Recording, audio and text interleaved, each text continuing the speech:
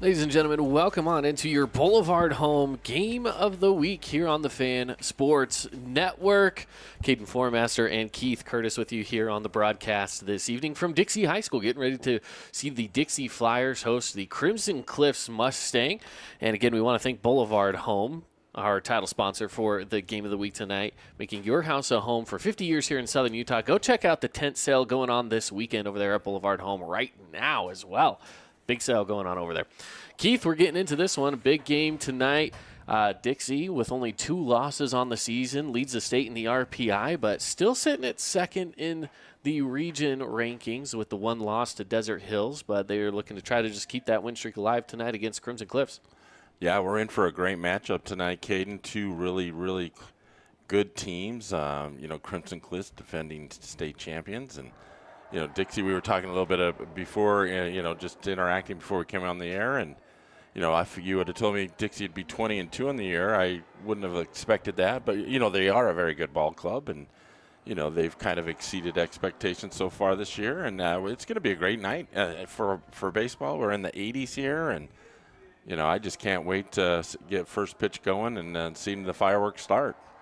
Absolutely, as Dixie's already out there taking the field, and we're going to get things started for you tonight talking about our Team D Auto Sales keys to the game. Visit Team D Auto Sales, whether it's in person in their location off the boulevard or on their website, teamdautosales.com. Let's talk about it. Let's go to the visiting Crimson Cliffs Mustangs first. In my opinion, you gotta play just a good, clean game, no errors. But at the same time, I think it's a matter of just getting on base. And I'm not saying you have to get hits. I'm saying you just got to get on base. Yeah, you got to get guys on. You got to force the pressure a little bit, on the Flyer defense. And 2 guys to look out for once they get going, if they get on base, is McKay Wright and Ty West. They've got 42 stolen bases on the year between the 2 of them. So yeah, if those 2 get on, they're going to be moving. So that'll put lots of pressure on the defense. And, the Crimson Club, they've had to, they regrouped they lost a lot of valuable seniors from last year's team. So their younger kids are getting some valuable playing time, and they're very dangerous. Yeah, absolutely. Speaking of dangerous as well, looking over to the keys for the game on Dixie's side is Boston Vest. He's someone that we see hitting the ball very well this season, batting .478 right now. Yeah. And leading the team with hits as well with 32 hits so far in the season. He hasn't gone yard yet. No home runs for him. Maybe we'll see a Cache Valley Bank home run coming in at some point, but Braxton Yates leads that department with 3 on the season. Yeah, he does. And just to go back to Boston Vest, he's got almost 10 doubles on the year. He sprays the ball everywhere and tears the cover off of it. So you really want to watch him tonight. But they also got some really good hitters other than Boston Vest. They got Turley, who is hitting .449, and Franco, .439. Their team average is over .356 on the year. So they're really a strong hitting ball club. Absolutely. Ty West stepping up to the plate to lead things off here for the Mustangs, and we're about to get ourselves underway in the top of the first inning. First pitch fouled backwards. Well, Ty, he's in there ready to go, swinging at that first pitch, ready to jump all over it. Just missed and fouled it back. Second pitch, another one swung on and tapped away for strike 2. Well, if Ty's name sounds familiar, that's because he's a dual sport athlete. He's very fast. He played wide receiver on the football team. Has really great speed. That one taking a little bit of a hop off the plate and again fouled away. So stays alive with the 0-2 count here. Jake Andreas for Dixie up on the mound. We'll check out those House of Jump starting lineups in just a little bit after this at bat here from Tyler West. Pitch comes in, another one fouled away. Let's take a moment to take a quick look at those, shall we? Again, Tyler West leading off, still Barbin on deck. Jason MacArthur going to be in the hole, followed by Trey Evans, Kyler Skinner, Parker Andrus, McKay Wright, Race Bennett, Jackson Whitwer, and then Austin Smith also in the lineup at catcher tonight. Another one fouled away. Boy, West doing a nice job just battling up there. That was an off-speed pitch. Got a little out in front of it and got the bat on it just to foul it off.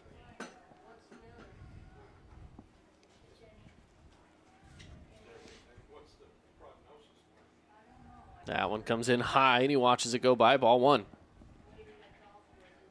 Well, that's a good pitch, though. You know, he's throwing the fastball up high. He's trying to get the eye level to move on the batter. This one popped up, headed towards shallow center. Looks like he's got it under control, and does, for out number 1. Yeah, that's Trace Franco out in center field tonight. They call that one a can of corn right there. That is a can of corn, indeed. That'll bring up Steele Barbin, who is going to be on the mound tonight as well for the Mustangs.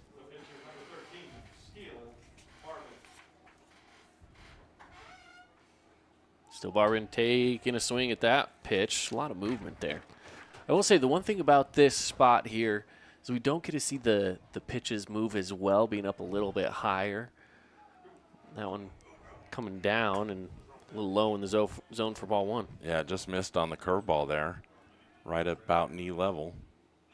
Fouled away, head to the parking lot. Watch out for your cars, everybody. That's why I'm across the street over there, kid, and I didn't want to get hit. Always makes me a little worried, but I did park on the far side of that parking lot over there, so hopefully I'm okay over there. This one hit down the third baseline, foul on a little chopper. Another off-speed pitch that time. Andreas is throwing back-to-back curveballs.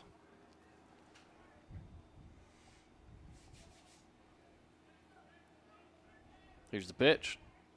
Goes inside and low. Full count now here to Steele Barbin. Caden, I was looking over the pitching numbers for the Flyers, and their season ERA is 1.43. That's pretty phenomenal. That is unbelievable. Another one fouled away. The pitcher pitching tonight, Jake Andreas, he's got a 2.69 ERA. He's actually the highest one on the team, and at 2.69 is really a great ERA. Yeah, he's their ace for sure. As Barbin goes stretching for that one, it's out of control, and they throw it down to first for the out. That was a great block that time by the catcher for the Flyers tonight, and that's Ridge Erickson, and was able to get the put out of first. So 2 outs, nobody on here in the top of the first inning. Now bringing up Jason MacArthur.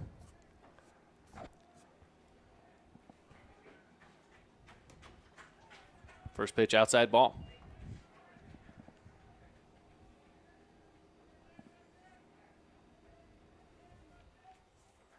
Second pitch just a little further inside on that one, called strike.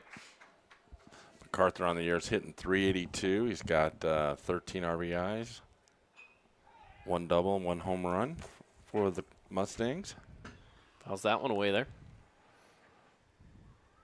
You know, one thing about Andreas, he gets on the mound, he doesn't waste any time. He is like all business. No, and honestly, I like that in a pitcher. I like a pitcher that just comes in and wants to throw the ball. Here's the pitch. Goes outside with it, and that's ball 2. Got a nice little tail action to that fastball, and it just missed the corner. Outside, that's a curve that didn't break in, and now he's worked himself into a full count here for Jason MacArthur. Andres with the pitch. It's going a hopper over to third. Levitt on the throw over to first. Gets it there, and that is out number 3. And we move on from the top of the first down to the bottom when we come back from this 60-second break here on the Fan Sports Network. Stick around. Need an appliance or two? AWP's got you. Check out the remodeled expansive showroom, highlighting the Cafe series with colors like matte black, matte white, and modern glass. Make your kitchen stand out. Come see the local boys at AWP across the freeway from the Bloomington Walmart. Red Rock Real Estate has over 200 professional realtors in the St. George area that specialize in the local market. Whether you're buying your dream home, looking for an investment property, or want to sell your home for the highest amount, the Red Rock Real Estate team is here to assist you. Get started now by visiting redrockrealestate.com. When it comes to your child's teeth, Dr. Cody and his experienced staff at Johnson Pediatric Dentistry are game changers. So when it comes to checkups, a toothache, or any problem with your kid's teeth, call experienced veteran Dr. Cody Johnson at Johnson Pediatric Dentistry, 628-0511. Nets on Fire is the place to hoop in Southern Utah. Elevate your game with group or individual training with elite coaching. Hustle to netsonfire.org to learn more and see why so many rising stars hoop at Nets. Nets on Fire, building champions on and off the court.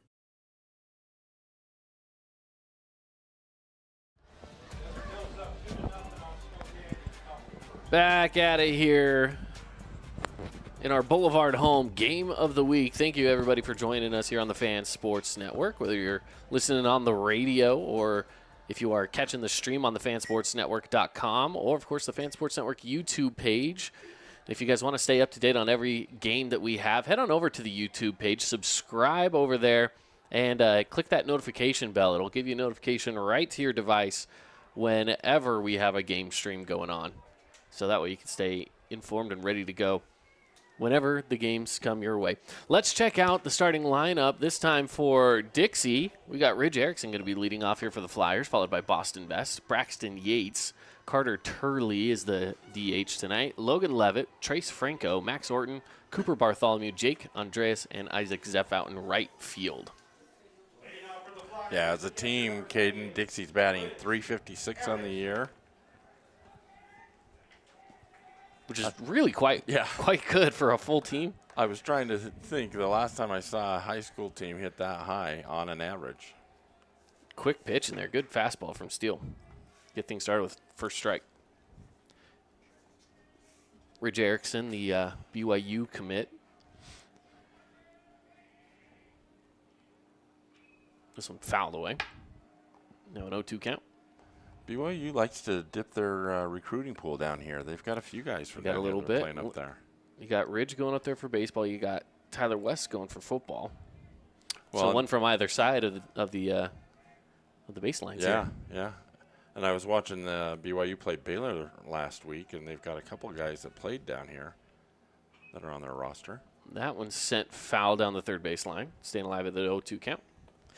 Yeah, they definitely have a couple of guys. BYU has recruited here locally in Southern Utah. Obviously, Utah Tech. We saw Petey Soto Jr. making top 5 in the Sports Center top 10. Yeah. I don't know if you saw that little glove flick for the double play. Pretty good looking play there from former Crimson Cliff Mustang, Petey Soto Jr. It's just good to hear his name again, Yeah. He was a heck of a ball player last year, batting near 500 into the playoffs even. Got him looking. Strikeout. He just blew that one by him. Barban just reached back and threw a little extra mustard on that one and got the K. Let's check it out here on the replay, brought to you by Red Rock Real Estate. Pitch comes in, just fastball, a little away in the zone, but well-placed pitch by Still Barban. Yeah, Barban on the year, just to give you some insight, he has got an ERA of 2.24. He's started 5 games. I don't have his strikeout to walk ratio, but so far he looks pretty sharp tonight. Goes off speed there for the called strike one. Of course, we know, having watched him play on the football field, he's a very competitive individual. Yes, he is. This one fouled away.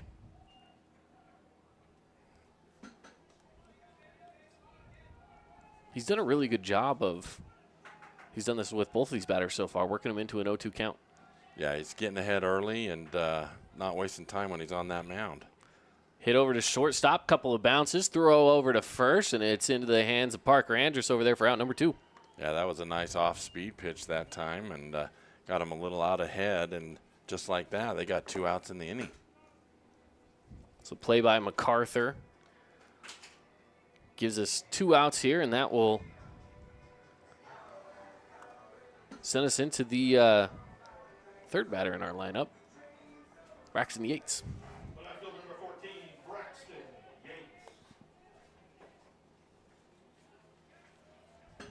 First pitch low, ball 1.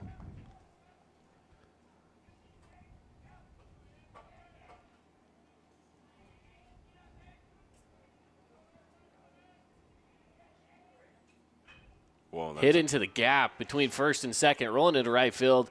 Easy single there for Braxton Yates. Boy, he just sat back on that fastball. It was about belt high and just drove it right in on the line into right field, and we get our first hit of the night. Check it out again here on the replay, brought to you by Red Rock Real Estate. Good solid hit. And McKay Wright makes the easy fielded play, keeps him over at first. Well, Barban's going to have to keep these Dixie batters kind of off balance as much as he can, because with the average that they're hitting for, they can hit that fastball. And you had good evidence there of that swing right there by Yates as he roped that out to right field. Absolutely.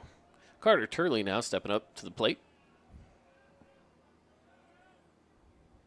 Ooh, high on that slider that didn't quite break where he wanted it to. Yeah, it almost got Turley on the sleeve there. Just missed him. You saw Turley flinch just a little. Just a little bit. He's like, oh.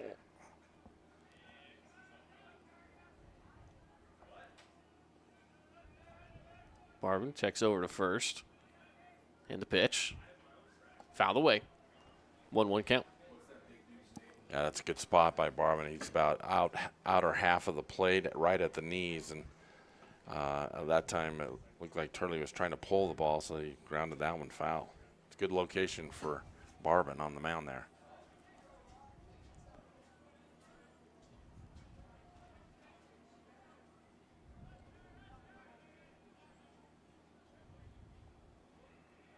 Checks the runner over at first. He's back down safe.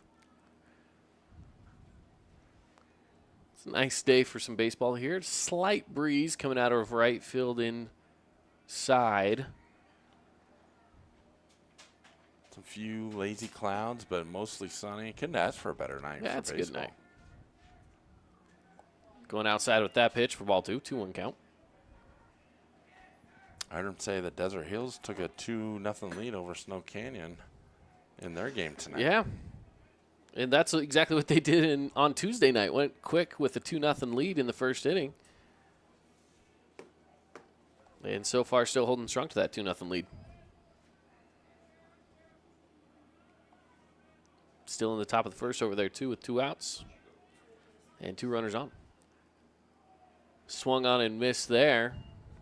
And now it's a count of 2-2.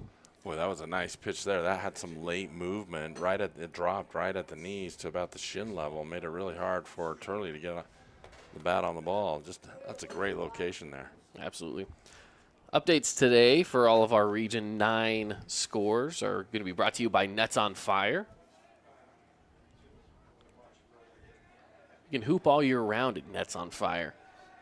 Checking the runner again at first, and he's back safely again.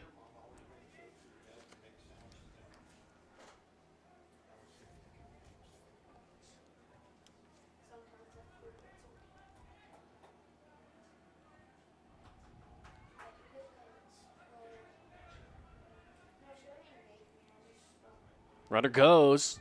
This hit goes into right field. And McKay Wright makes a play for out number 3. Yeah, that's a nice play by McKay as they get out of the inning. Check out the replay. McKay Wright tracks over to it, makes the easy grab. And we find ourselves moving on to the second inning. Still scoreless here. Crimson Cliffs, Dixie Flyers. Second inning when we return here on the Fan Sports Network. Hey, it's Luke with Udine Associates at American Family Insurance. At Udine Associates, we love insurance so you don't have to. With a quick call, we can get you an instant quote with the right coverages. My team of licensed agents are ready to help you with better insurance from American Family. Give us a call at 435-251-9102.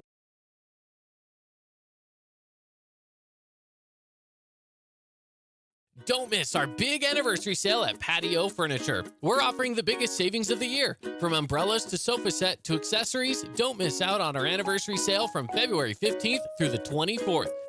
Visit our new showroom today.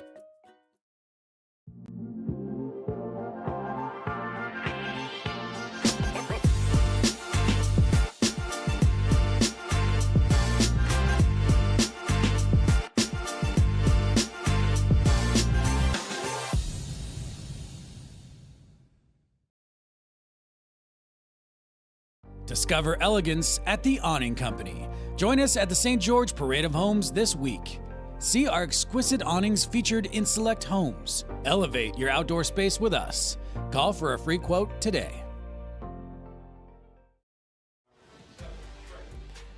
Back at it, getting started early as Trey Evans sends one down the line, fair into left field. Thrown in. That's going to be a stand-up double for Trey Evans to get things rolling here in the top of the second inning. Boy, Kane, I was just going to tell you, this is the one kid I've been anxious to see play. I remember him as a young sophomore just ripping the cover off the ball, and he does not disappoint. First pitch, he lines it down the left field line and ends up with a double on second. As soon as we get out of commercial break, the action getting started, and this is the first runner we've seen on base. Yeah, for the Mustangs. Mustangs. For the Mustangs, at least. That's Trey's 10th double on the year, so you can tell that form is starting to come back. He's got 10 doubles, 1 triple, and 3 home runs. This kid can just hit, flat out hit. He absolutely can. Kyler Skinner up to bat right now, the senior for the Mustangs. Swinging at that first pitch for strike 1. Here's the second. Called strike for strike 2. Yeah, that was a nice slider on the outside half there, and kind of buckled the knees a little bit. Yeah, definitely. He's got some good movement on that slider, bringing it back inside.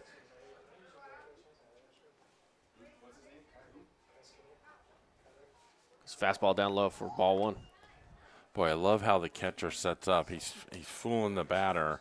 He's thinking he's pounding the glove like he's going to come inside, and then at the last minute he moves over to the outer half of the plate, and that just missed the strike zone. Stretching for that one as it hops foul and stays alive with the 1-2 count.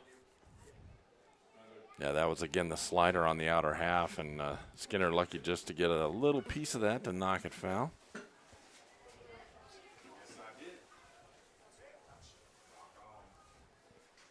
His pitch, fastball low, 2-2 count.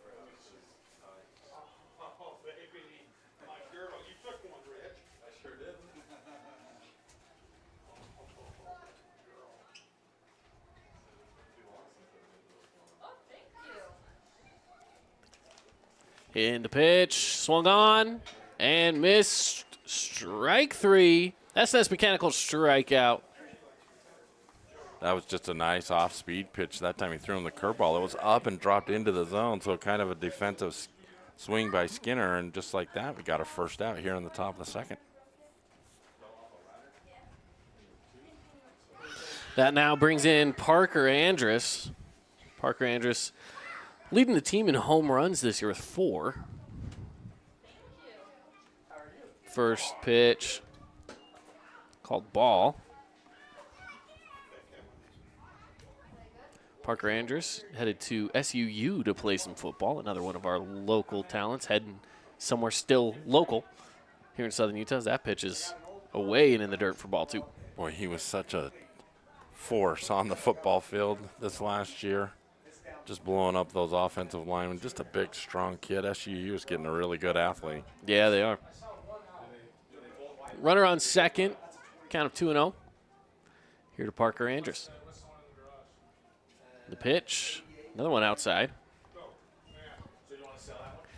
You know, Ridge Erickson, one of the better catchers, if not maybe the best catcher that we have here in Region 9. And he keeps eyeing down over there at second base. No one's coming over to cover it yet, but he's seeing the runner over there, and I'm just waiting for someone to come cover it, and they get that throw down.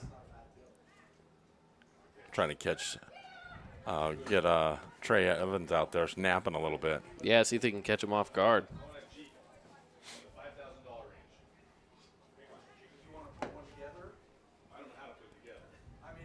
Here's the pitch.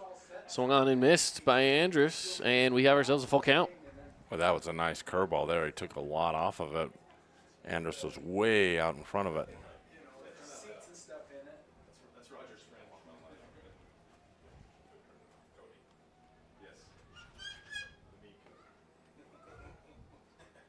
Another one down the middle, and What? strike 3. That was 3 straight off-speed pitches that he threw him. Andreas got Andrus, and he's going up and telling McKay right.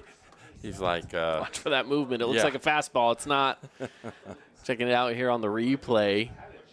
Yeah, he's getting it with that. Just it drops on him, and So now you got a runner on second. You don't want to leave him stranded out there. 2 outs. Looking for one of those rally stop, 2-out rallies here in the top of the second inning. McKay Wright has stepped up to the plate. Here's the pitch.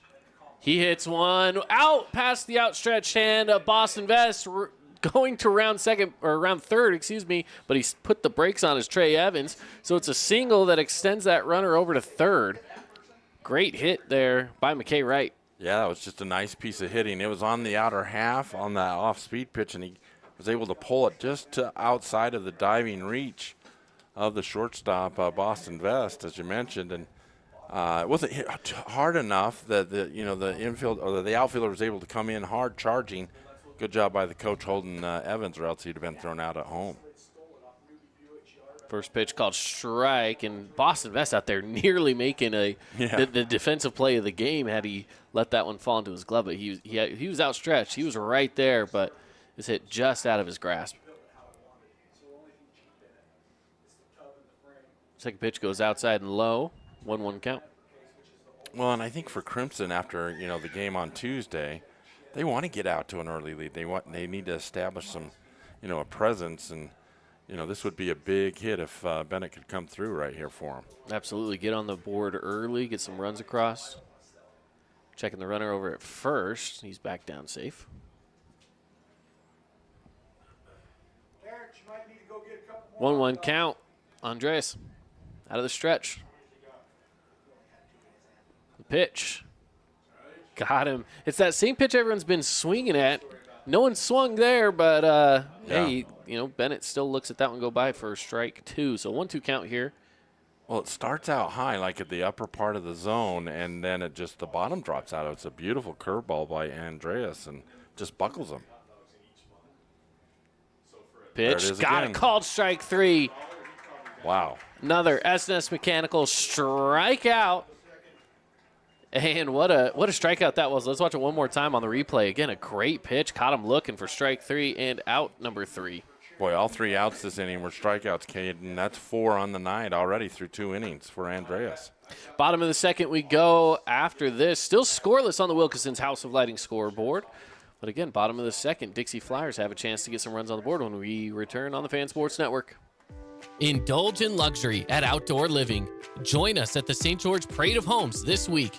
Discover our exquisite patio furniture showcased in select homes. Elevate your outdoor living space with us. Visit our showroom today. Hi, I'm Jermaine O'Jegman from The Rink, and I'm inviting you to come out and skate The Rink. The Rink is the hot spot in town for big group events and kid birthday parties. We now have a karaoke room and retro skate night every Friday night. Visit skatetherink.com to learn more and let the good times roll at The Rink. Oh, hello, Italian nightclub from Jimmy John's. Ciao, freshly baked bread piled with Italian-style meats. Hey, hand-sliced veggies. Am I obsessed with this sandwich? Yeah. So what if I am? Jimmy John's. Order online or on the app. Red Ledges Dermatology and Med Spa, specializing in general and cosmetic dermatology, treating acne, rashes, warts, and more. They even do cancer screenings and offer a free chemical pill with your first appointment. So if you need dermatology, think Red Ledges Dermatology, located just off Snow Canyon Parkway, St. George.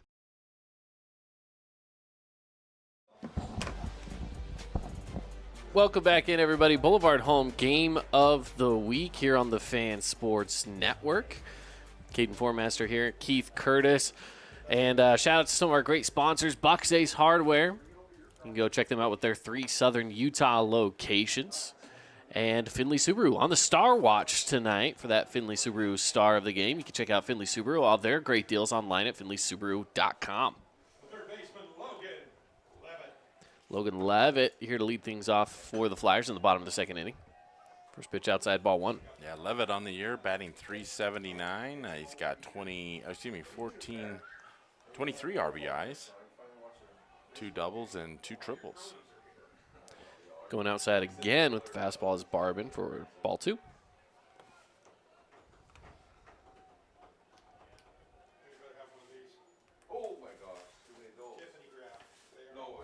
The umpire is looking over at, I don't know what he's doing. He's pointing for, is it for the dugout to get back in there? He's got too many people poking heads a little too far or what? He's like telling the third base coach either go out to your spot or get everybody in. So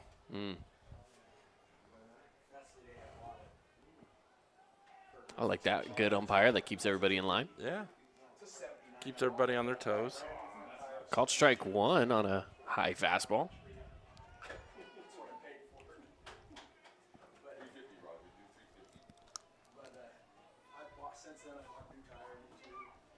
Two one count. There's a pitch. Ooh, right Fouled back at away. Getting a couple people jumping in the crowd. Yeah, that one's fouled right straight back. Usually when you see that, Caden, the batter is definitely locked in. So Levitt not fooled by that pitch. Looking to get something he can drive. See what he does here on 2-1. Going outside. Making that a 3-1. Well outside. That time Barvin tried to change the motion of his windup a little bit, it looked like, and it kind of threw him off. You know, I don't mind when a pitcher does that, but it can throw the pitcher out of their rhythm as well. So there's a give and take as this one's sent out into right center field, picked up in center by Tyler West for out number one. Yeah, that was a nice job by West. He got under it. It was hitting the gap at first. It looked like it might be trouble, but has enough speed, as you know. West can fly, and he got underneath it made it look real easy. Logan Levitt now steps up. Already making Trace Franco. Logan Levitt just flying out. Trace Franco now stepping up. Fouled away on the first pitch. I was going to say, I had to look at the book, Kate, and I was like, I could have swore that Well, was I had Levitt looked last down time. and I saw Levitt, and I got confused because he was the one that was just there. But no, I needed to move down a line to Franco here.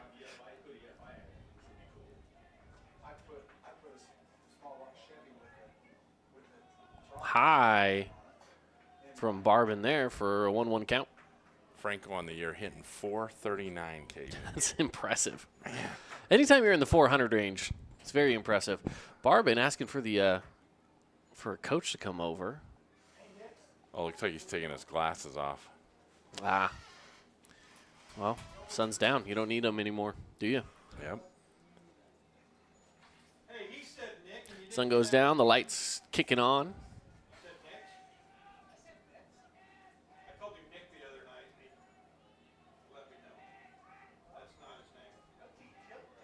Scoreless here in the bottom of the second inning. Nobody on right now. One out, 1 ball, 1 strike. Called strike 2. Yeah, that's a nice pitch there. That's right at the knee level and outer half. Good job by Barvin placing that one. Going outside here, evens it up at 2 apiece.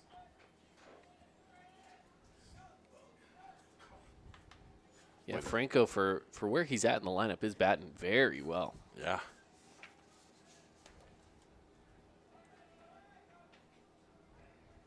You hit over 400 in that spot. Good hard hit right past the shortstop into center field. And that'll be an easy single for Franco. That's their second hit of the night, and Franco shows you why. He's got that high average. He was behind in the count.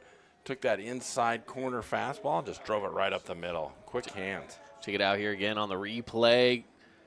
And right past the left side of the left hand, I should say, of the shortstop over there in MacArthur. Now Max Orton will step up.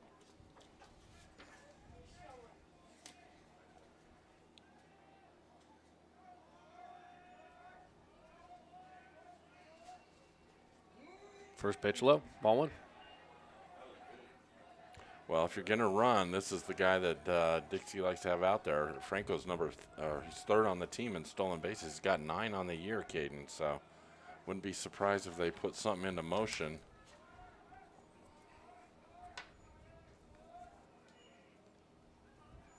And you also have a sophomore behind the dish right now in Smith. There he goes. So the runner goes, and it's fouled away, so he's got to come right on back. Not trying to say I'm Nostradamus or anything, but just like that. They were putting the wheels in motion. Yep. Yeah, Smith, the sophomore, only played 5 games so far. So he's into his now 6th game. So definitely a young talent there behind the dish right now for the Mustangs. So if he can get down there and get that throw down, Yeah. that'd be a really good play.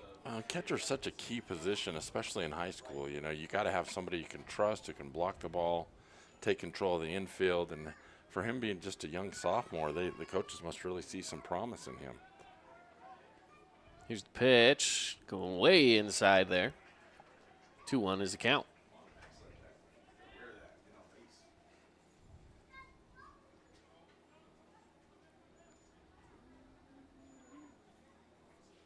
Barvin just a little more methodical than Andreas when he's on the mound. Barvin takes a little more time. Here's the pitch. Oh, good movement there. Dropping in for strike 2. You know, I've noticed too, Barvin, when he has a runner on, he slows things way down. Yeah. When he's got a runner on, he gets into that stretch and he slows it way down. Well, he wants the batter to think. He wants the base runner to, you know. Yeah, he checks over there. He gives a good long look over at first. Takes a big, deep breath, and he checks over there. Back safely is Franco. Second time he's thrown over there in this at-bat. But you're right, Ken. He just kind of hits the brakes and throws it into a lower gear, doesn't he? He does. We had a game the other night where he was pitching, and it went normal standard 7 innings. This one's bounced off the ground and foul. Standard 7-inning game went about 3.5 hours. And he was one of the pitchers on the bump. So, yeah, he gets a little methodical when there's some guys on the bases. Is that the game that went to like almost 11:30, 12 o'clock? It was. Or was that a different one? It was. No, that was a different one. But we did go until close to 11 o'clock at night. Yeah. Wow. That's really pumping the brakes. Runner goes. Hit over to short. They don't have the double play, but the throw over to first is there for out number 2. Well, that was a good job by getting the runner in motion. It prevented the double play from happening there. So now they got a runner in scoring position with 2 outs. And Cooper Bartholomew up to bat.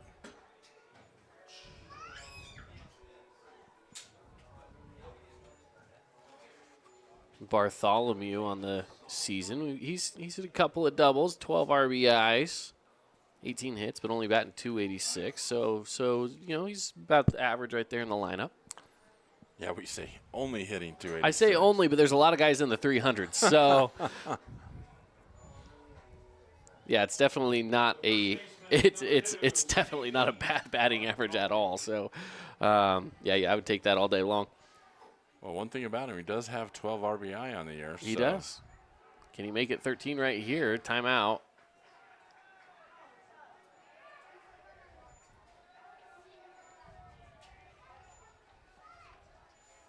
We got a nice crowd tonight, Caden. We got both sides represented real well, and what a great night for some baseball. Absolutely.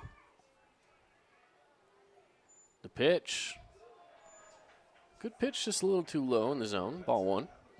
Yeah, it almost looked like that dropping through the strike zone, but the umpire's just not quite giving him that call. Good job by Bartholomew just laying off of that one.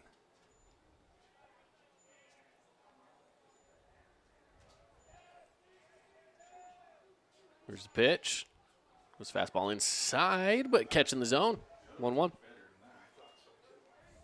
Yeah, that's a nice location. That's right in on the hands. It's the batters nowadays, they stand right on top of the plate. And that's just a good way to jam them up by Barvin that time.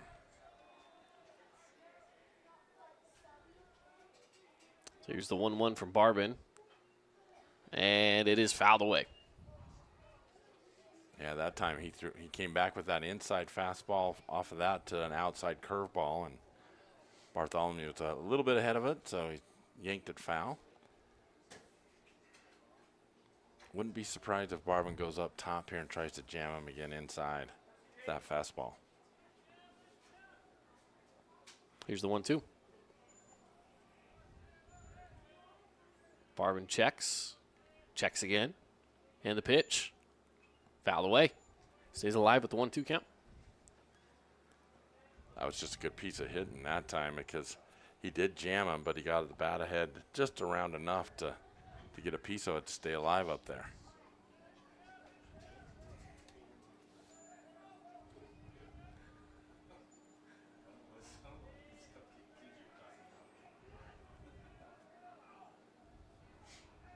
Facing off on the 1-2.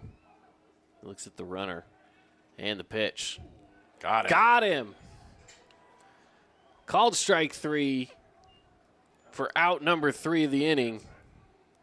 And the Mustangs are able to hold it off, keep it scoreless here in the bottom of the second. Here's the replay on that called strikeout. Yeah, Barvin just reached back, threw some extra gas on that one, and got the outside corner. So we'll go to the top of the third. Top of the third when we come back here on the Fan Sports Network. Stick around. Fabulous Freddy's is the locals' choice for a full-service car wash. It's fast. Have your car washed in just 20 minutes or less. Fabulous Freddy's always keeps it clean inside and out with 2 Southern Utah locations as well as in Vegas, Lehigh, and Sandy. We are Utah's financial outfitter, and we're here when it's time for your business to climb higher. Cache Valley Bank, mountains await. Member FDIC, Equal Housing Lender. You could wander around a warehouse store forever and never find the one thing that could make all the difference. A helpful face? Now that's something to consider. Everything your local Bucks A stands for is written on our faces. Welcoming, neighborly, knowledgeable. When you're in need of a helpful face, visit one of our 3 Southern Utah locations.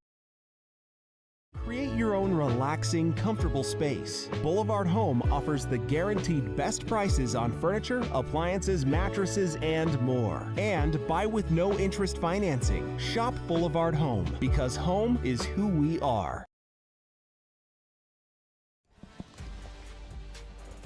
Welcome back, everybody. Boulevard Home, game of the week on the Fan Sports Network. Dixie Crimson Cliffs scoreless so far, as we now reach the top of the third inning. Yeah, we're just flying through this one, Caden. We're seeing some nice pitching. So far, we've had 4 strikeouts by Andreas and 2 by Steele Barman. So, seeing some nice quality pitching so far in this game.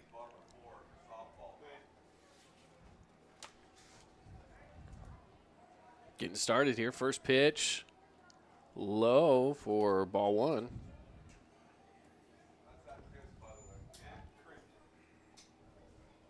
This is Whitwer up to bat right now, Jackson Whitwer, as he sends one right over to second base and caught. What a play by Skinner. Yeah, just a nice job by Skinner. That was a sinking line drive, and he was able to get the glove underneath it and come up with the play.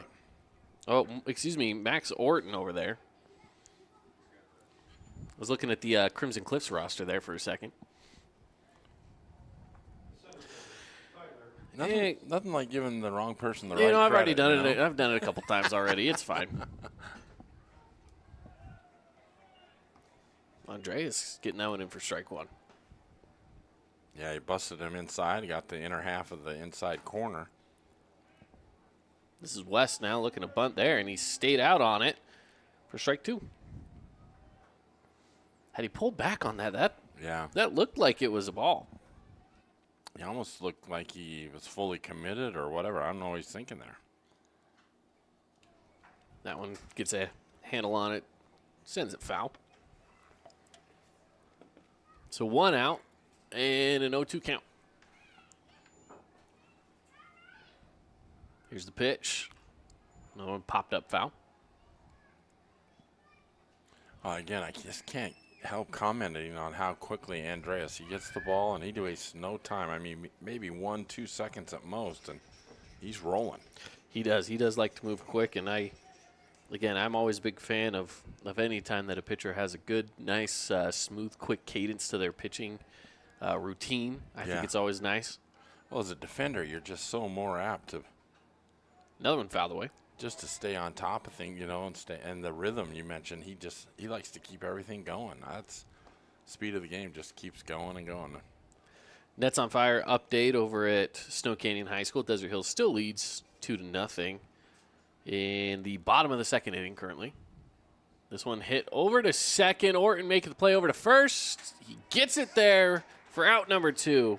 Boy, that was a great play that time. That was kind of a defensive swing by West and was able to chop it into the ground. And he's got great speed. He got down that line quickly and just a great throw.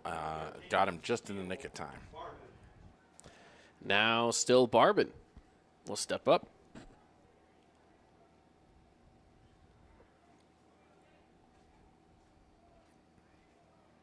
First pitch is ball, facing the 1-0. Well, we know Still would like to help his own cause here.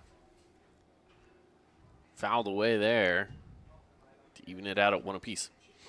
Scoring update over at Pineview. Hurricane leads over there. It's a 1-0 ball game in the top of the second.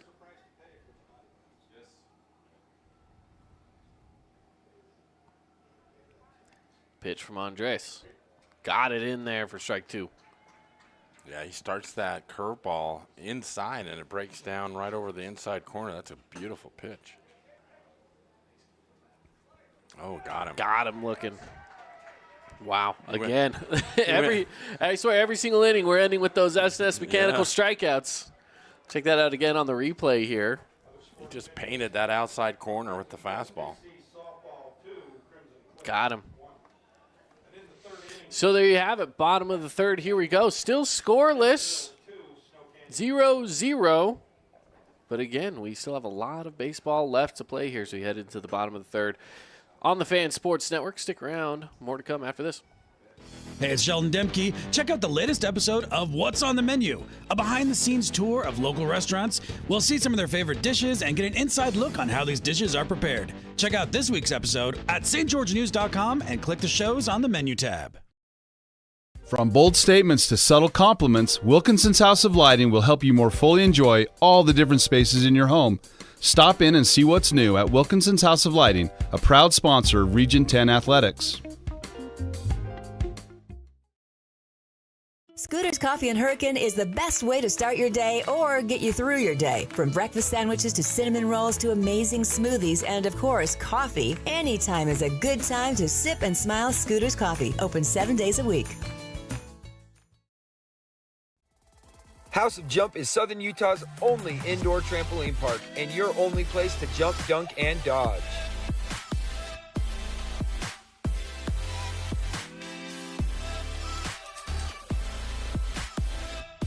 Head on over to our house, the House of Jump.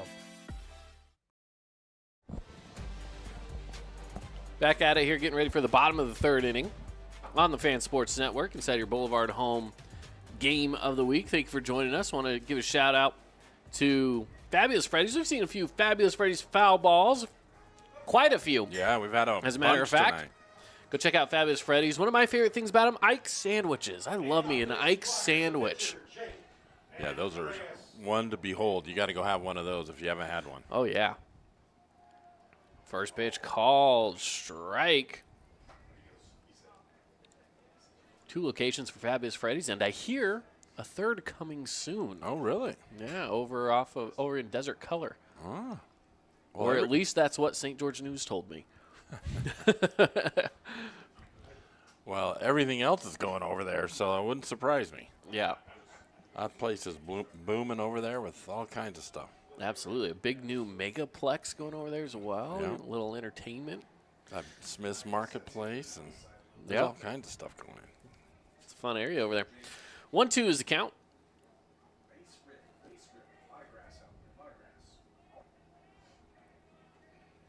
Here's the pitch from Barbin. Swung on and missed for strike 3. Boy, that was a hanging curveball and got up in the zone, but Andreas wasn't able to get a hold of it. And just like that, we got one out here in the bottom of the third. And that's it again. Another SNS Mechanical strikeout. Yeah, that's Barbin's third on the night. He's trying to keep up with Andreas. Andreas has got 5. Yeah. Back to the top of the lineup with Ridge Erickson. Going low for ball 1.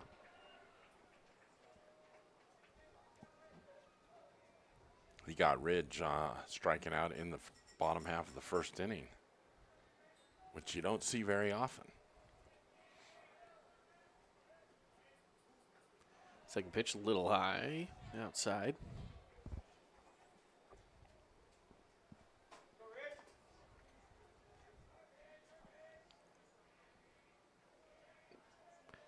Two-0 count. pitch. In the dirt. You know, Bob Euchre would just say that was just a bit outside. Just a bit outside. It's one of my favorites. One of my favorite movies. Sports movies. Yeah, that's a classic. Yeah. Here's the pitch from Barban. And he walks him. Quick 3-pitch walk.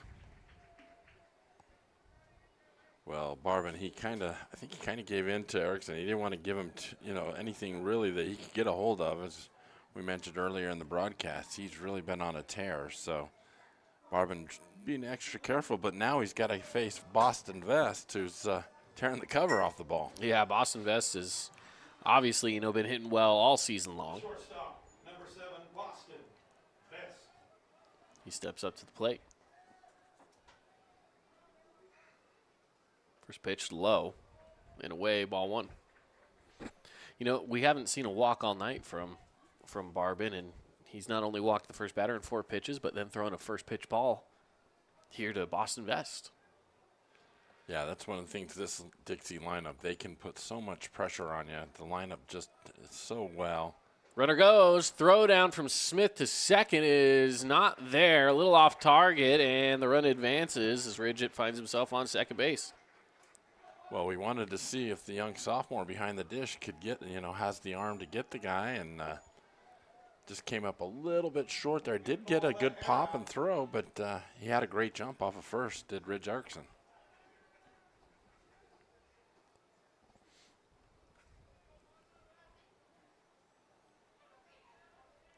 And the 2-0 count now to Boston Vest. Here's the pitch, and that one stays high as well. So now we're looking at 7 in a row. We need to get something down in the zone right here if you're Steele Barban. If he doesn't get one here, I would not be surprised if pitching coach or coach comes out to have a little visit. Yeah, you can't walk 2 in a row. No. Not when you're in the 2, 3, 4 hitters, in the lineup. Bottom of the zone there. They give him the strike call.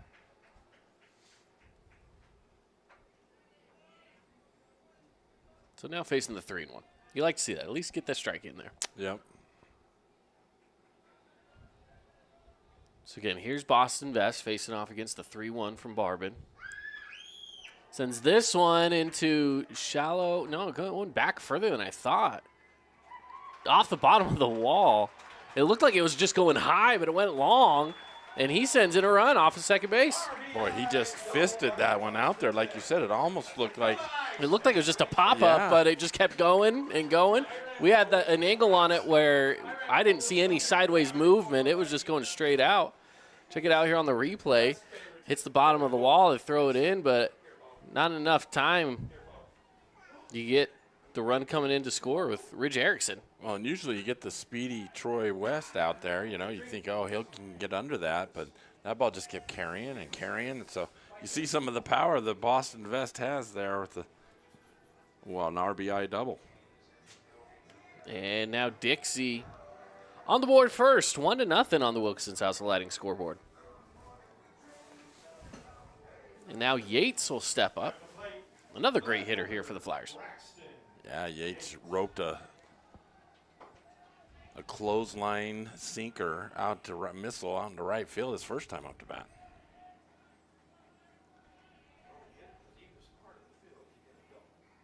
Way outside. The 1-0 count.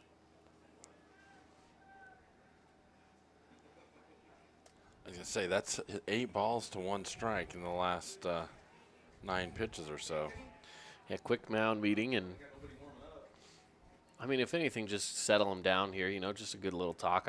I'm not expecting him to pull him here, so I think it's just a good talk to settle some nerves and kind of, let him regroup, think about it a little bit, let him know everything's okay. He's got 8 other guys out there to help him. So, and I heard him say that they don't have anybody warming up. So really, it's just like you said, it's no one warming up. But I mean, they could always be pulling in someone from the field, but. For right now, again, I think all his teammates are all giving him little chest bump, little fist bumps and stuff, to the chest, and saying, "Hey, we got your back. It's all good. Settle down. Settle in. Don't worry about it. Well, he started off the inning getting that K on Andreas and then walked. Top of the lineup came back around, yeah. and it's kind of been downhill. Got a little too cute, with the pitch locations, and I think it got him in a little bit of trouble.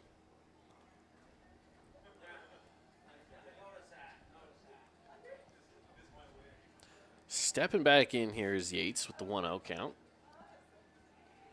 1 out, runner on second, and Dixie's had 1 run aboard. They're checking down over there to second base. He's back safely. Well, I think that's a key. I mean, you can see Barbin, he does not really like guys on base. No. It really throws off his rhythm, what he wants to do, and so I think he thinks a little bit too much about it or cares too much, about the lead they're getting, and can distract him a little bit. Pitch outside. It's a 2-0 count.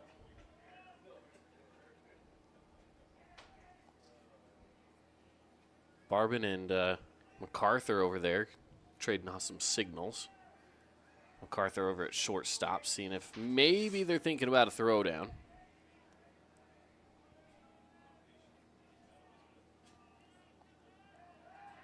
And sure enough, pickoff attempt. He doesn't throw it over there, but he does chase Vest back to the base. These guys have played against each other too so much. Vest and Barbin, and they're just so used to playing against each other, so they know what each other can do. He's just trying to keep him as close to second as he can. Yeah, keep guys on their toes. That pitch called strike. Looked like he took a little something off that one. Yeah, it looked like a little bit of change up there or something.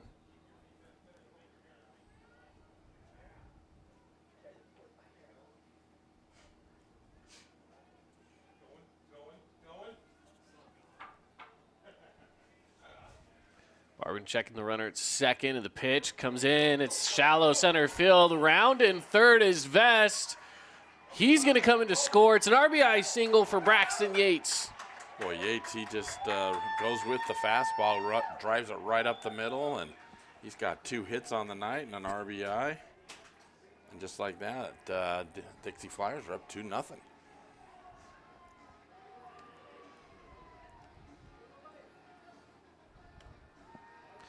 Big hit there by Yates. Good RBI here in the third. And this seems like the game where runs might be few and far between, and you're able to get 2 here in the third so far. But now it's only 1 out, so maybe they can continue to make something happen. Yeah, if you're Barbin, you need to induce a ground ball here and try to get a double play and get out of the inning.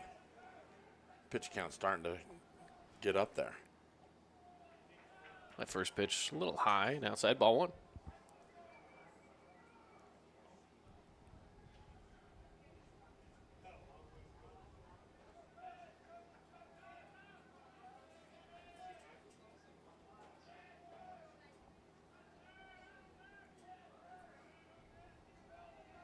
I'll tell you, I've been impressed with the Yates' approach at the plate. I mean, both balls, they've both been fastballs that he's been able to get the hits on, but he's been able to square up on them and drive them, one to center field, one to right field. Yeah.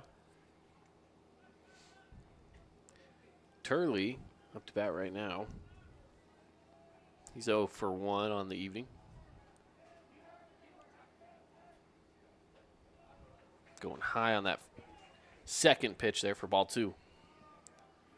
Again, Barbin really is taking his time between pitches here. We've seen 2 pitches, and it's a little bit of time between them both. Yeah, if it was the other way, if Andreas was on the mound, we'd have 2 pitches in between each. Yeah. To every one that Barbin's getting in.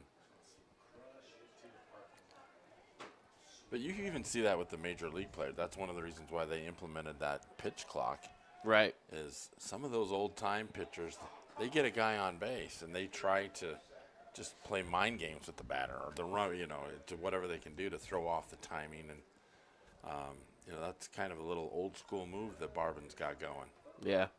That was a called strike as well. So 2-1 count. Looks over at first. Goes for the pickoff over there and is unsuccessful for the Mustangs.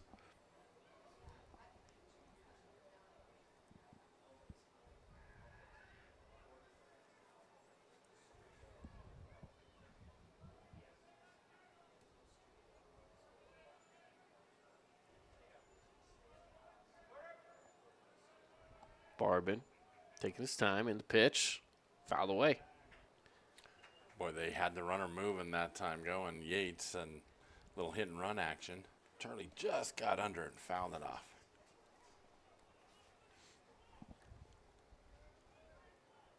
Turley's going to need the equipment manager to help him out with the pants. Looks like he took a slide there and ripped his leg out there a little bit. So it's a 2-2 count here.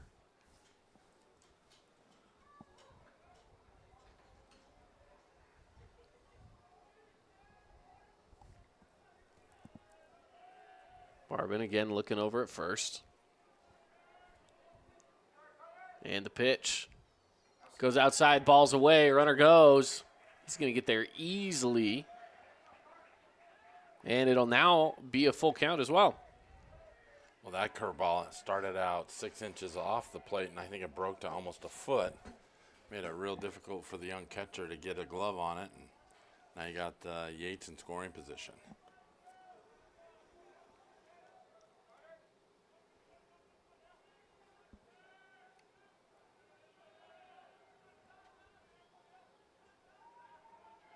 Here's the pitch. Foul away to stay alive. Only one out here as well, so Turley will not be assuming a double play doesn't happen here somehow, which it very well could. Yeah. A runner that doesn't tag up in a caught ball or something, that could easily happen, but still a lot of time left for Dixie to try to do some damage here. Well, it's a good spot for him to get an extra run on the board if they can with only one out here. Timeout taken by Turley, and he takes another practice swing and settles himself back in.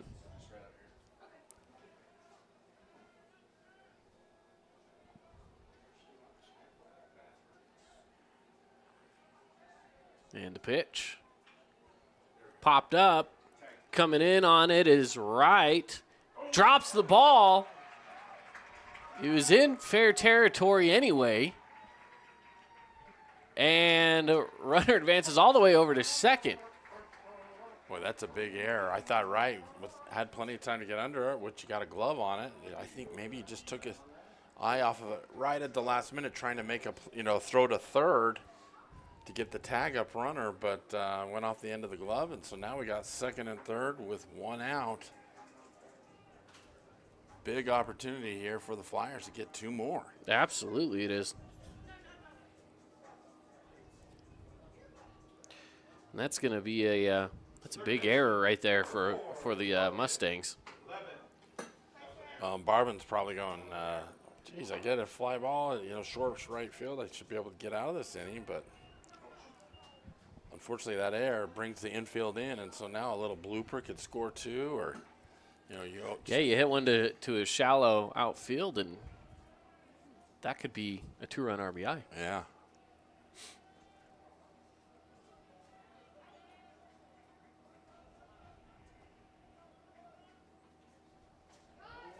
Inside pitch broke, but just off the target. Yeah, that pitch almost buckled Logan Levitt that time. He thought it was coming high and tight, but just about dropped into the zone. Yeah, it nearly got him.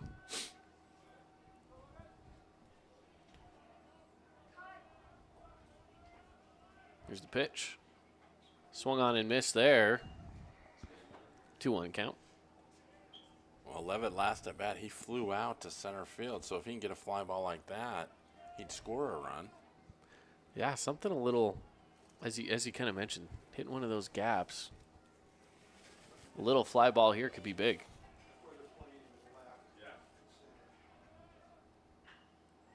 Good hard hit through the 5-6 hole. That sends in 1 run, 2 runs will score, and that is your 2. And there's no one covering second base. He's running off for it. Slides in safe. That's just a great heads up. Yeah, base running with no one covering second base, and so Levitt's like, well, I'll take it. Now he's in scoring position again. Absolutely. Big play there. And again, heads up baseball. You gotta love to see that right now, if you're a Flyer fan. Well, kind of a mental error on the Mustangs' part by not having the defense where they should be, and credit Levitt for just being heads up and taking what's given to him. And here's Franco. See what Franco can do. He's 1 for 1 already. First pitch comes in called strike one.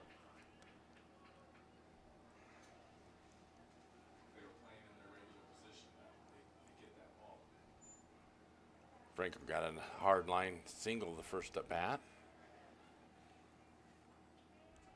Out chest high down to belt high and had about 6 to 8 inches of movement on it.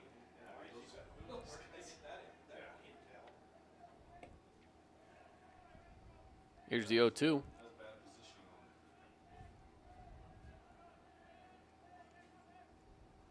Goes outside. I like that for an 0-2, though. Yeah. Maybe try to get him stretching at something to protect the zone. It's that same pitch he threw last time, just about 6 inches outside, a little more outside. And, you try to get a batter fishing there and just missed the outer part of the zone. That's a great pitch for that situation. But it is now a 1-2 count. That one lower in the dirt. Now facing off against the 2-2. With Levitt on second, 4 runs have come across in this inning. Yeah, Barban jumped out, got a strikeout first at batter for Van Dreas, and ever since then it's been couple of errors on part of Crimson, but some timely hitting for the Flyers, and they got a 4-0 lead.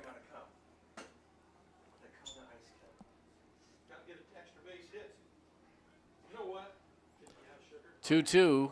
Barban looks over to second. The pitch swung on, missed, and tipped away into the glove of the catcher for out number 2. That's a great location for that pitch. It's up on the about chest high or even around the neck height area, and Franco just couldn't catch up with it. And that gives us 2 outs now as we go Max Orton up to bat. Yeah, Max Orton 0 for 1 today. Barban sitting at 69 pitches right now as well. Yeah. He's getting up there right now in the pitch count here in the third.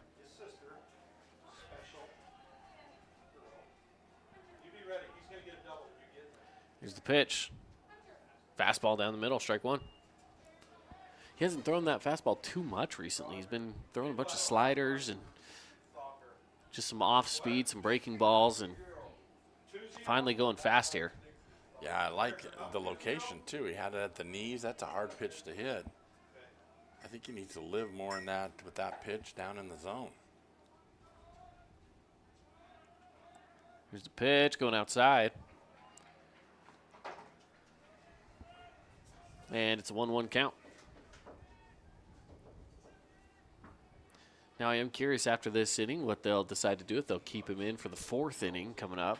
I think at this point with 2 outs, barring any sort of a 2-out rally here, he'll at least finish up the 3rd. I'm curious if they'll keep him around for the 4th. Yeah, my guess he's close to 70 pitches. He probably won't be there. Yeah, 71 currently. 1-1 count here to Max Orton.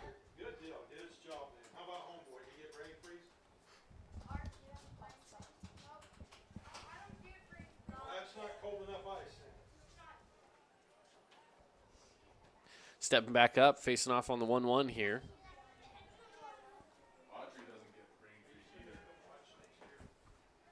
Pitch. Swung on and missed. Boy, he jammed him high and tight that time. That's a great pitch by Barban. Took, Orton's aggressiveness and used it against him.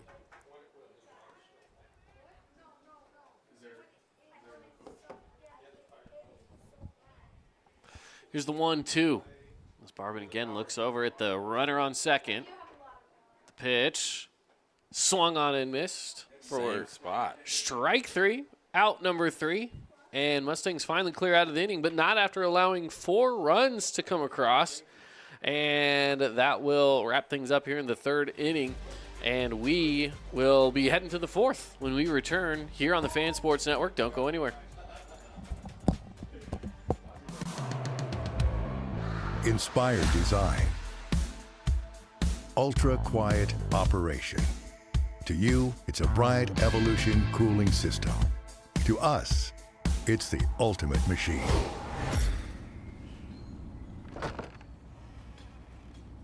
All set. For the dealer nearest you, visit Bryant.com. Remember when Down East was all scratch and dent furniture, your go-to for dorm rooms, kids' rooms, and first homes? Well, the times have changed and Down East has changed with you. Down East is proud to offer our beautiful collection of high-quality furniture designed to elevate your space and make a statement. From stylish sofas and dining tables to cozy bedroom collections. If you're starting fresh or looking to upgrade, Down East has everything you need to create the home you'll love.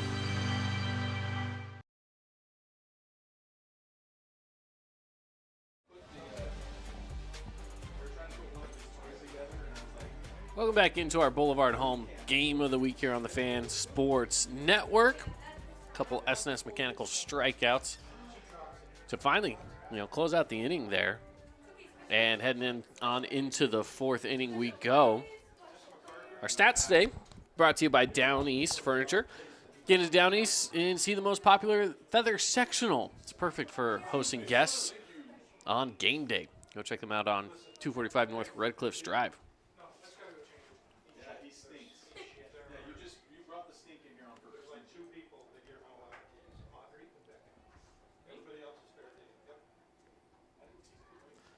In the fourth, second pitch outside. 1-1 is the count. Again, going quick here. We talked about Andres and his cadence, his speed. I mean, he's already up there. He's got his mid up. He's got a hand on the ball. He's ready to pitch before the batter's ever even stepped into the box. Hard hit over to Orton, bounces off the hand, the glove. He tries to barehand it, but bobbles it away, and that'll send MacArthur over to first base. Boy, that was a hard hit ball up the middle, and Orton tried to backhand it. That's a tough play for a second baseman as momentum's carrying him away from first base, and it just hit the heel of his glove, and just like that, Crimson gets a runner on board.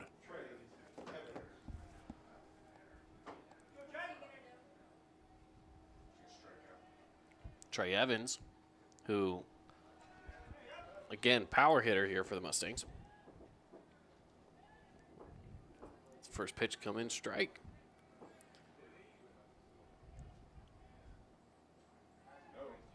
Going in, strike two. Evans, his first at bat, roped one down the left field line for a double. Was unable to get in, though. Made it all the way to the third, and they just weren't able to get him in. And going high there, ball one. 1-2 count.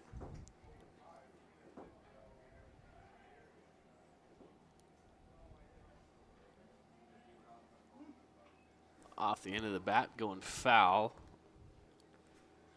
I still can't believe the run he made in the state tournament, when he was a sophomore a couple years ago.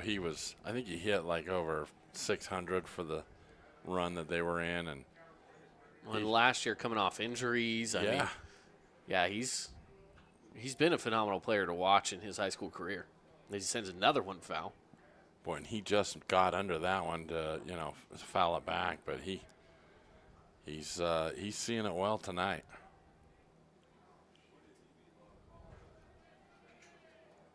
Here's the 1-2. Oh, he swung got on it. and missed. Went for the back pick and was not successful. But the strikeout's there nonetheless. That's a big strikeout for Andreas, his fifth on the night. Excuse me, his sixth on the night. Can't sell him short, can I? No, don't do that. So again, runner on first, now one out. And Kyler Skinner steps up to the plate. They've had 10 outs so far tonight, and he's got 6 Ks, so. And first pitch, strike. Dixie leads here 4-0, top of the fourth. Here's the pitch. Hit right back to the pitcher. Andreas over to second, short over to first. They got the double play. Just a great job by Andreas climbing the ladder to get the grounder, flipped it over to second, and the nice turn and gets them out of the inning. Check it out here on the Red Rock Real Estate replay.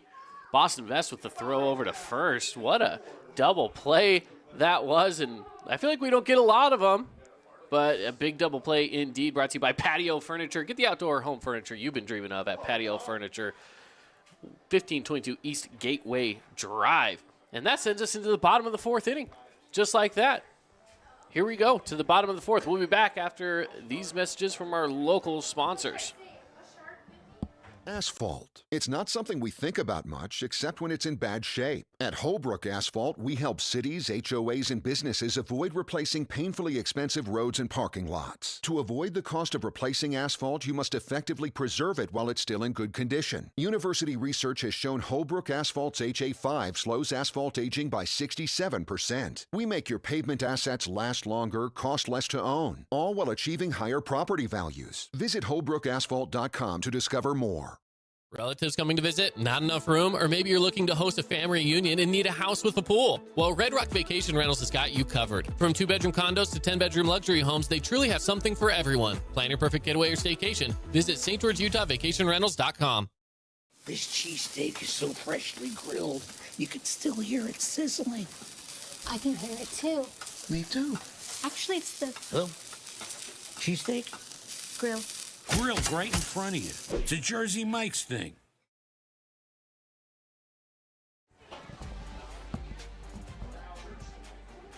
About to get underway here into the bottom of the fourth inning. Crimson Cliffs is back at it in the field. They allowed 4 runs in the bottom of the third inning. What are they going to do here in the bottom of the fourth? It was a quick turnaround. It didn't take too long for us to get through the top of the fourth after a double play, quick double play from Dixie, which right now is looking at it like an Appliance Wholesalers Plus Playmaker play of the game right there on that double play. Yeah, I think that's our leader right now in the clubhouse. Definitely is that first pitch in to Bartholomew is strike one looking. He hits this one over to short, fielded well, throw over to first. Andrus makes the grab, and that is out number 1. Yeah, that's just a nice routine play. Nice job by charging the ball. The shortstop did for Crimson Cliffs. That's Jason MacArthur. Picked it up on the easy second hop and fired it over plenty of time. Take it out there again on the replay for Red Rock Real Estate.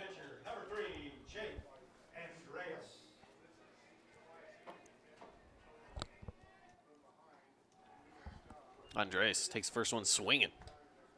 Strike one. He's trying to redeem himself. He struck out his first time at bat and wants to help his own cause. Absolutely. Swinging again at that one for strike 2. Notice the pace, though, with Barvin. No one's on, so he's ready to, he gets on and he's locked and loaded.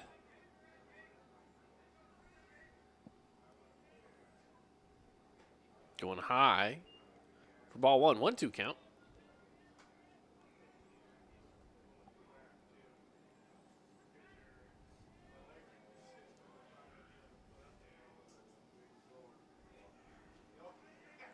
Here's the pitch going outside for ball 2.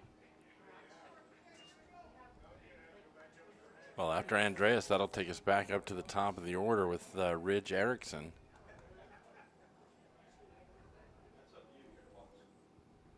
Looks like we got a timeout on the field. Don't know if a ball trickled in from the dugout or something over there, but they got that cleaned up, so yeah, we're good to get going again. Here's a pitch. Swung on a miss, striking him out. Quick 2 outs here from Crimson.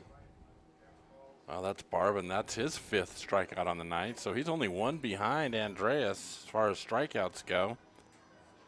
That brings up, as I mentioned, Ridge Erickson with 2 down now here at the top of the 4th.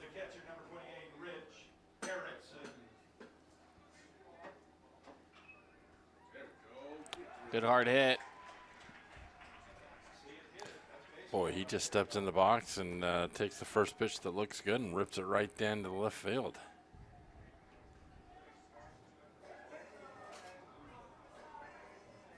Ridge, he's had a busy night. He's got a single, a stolen base, a base on balls. He's filling up the stat sheet. Absolutely is.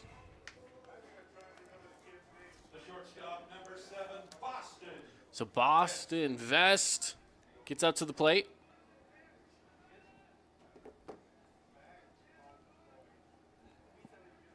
Here's the pitch. Coming in strike one. Boston has a double and an RBI on the night. He's also scored a run.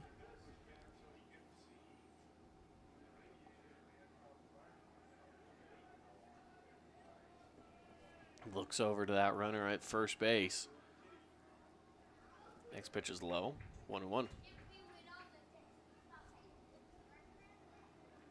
That's actually not too bad of a spot there by Barvin because you don't want to give anything too good to Vest. He can put this one out over in left field in a heartbeat. Checking the runner over at first, and he's back there safely. And Andrus wasn't able to hold on to the ball anyway. Yeah, Big Parker over there. He tried to go for a quick tag and got the runner's backside, and the ball pumped right out. Lucky he didn't go too far. Yeah. Looking over there again. Yeah, Barvin doesn't like guys on base. He tries to get them off as quickly as they possibly can. But you know what? With 2 outs, you got to force out at second or first here. Yeah. I'd like to see him just focus a little bit more on the batter. I agree. Because you got a dangerous guy into the third thrower now to first. Yeah, he's been safe all 3 times. And this is one of the reasons why the MLB has made that rule that they give you 2 pickoff chances. Yeah. And outside of that, then you're done. And again, just part of it's speed of the game, right? Well, this one spiked into the dirt, and there goes the runner anyway. And see, that's what happens. You get so consumed about the runner on first base that your focus at the plate goes off a little bit, and next thing you know, you got a pass ball, and now the runner's in scoring position, what you were always trying to prevent anyways. Yep. And you know, self-inflicted.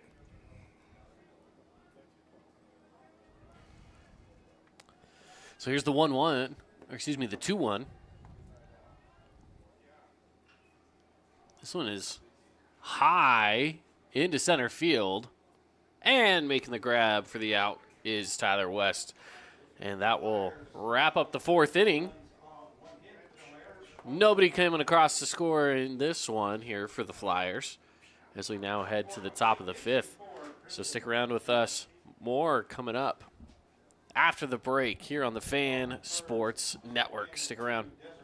As multiple generation builders exclusively in southern Utah, Devin, Craig, and James Sullivan of S&S Homes were born in St. George and have been building exceptional homes since 1980. S&S Homes has 8 neighborhoods with homes for all stages of life. If you're ready to take a tour of one of our move-in ready homes, visit sshomes.info. Interacting with the patients is one of the things that I enjoy the most. If we can understand what the patient's looking for, then we can help them to accomplish their goals. And ultimately, we'd like to make them happy.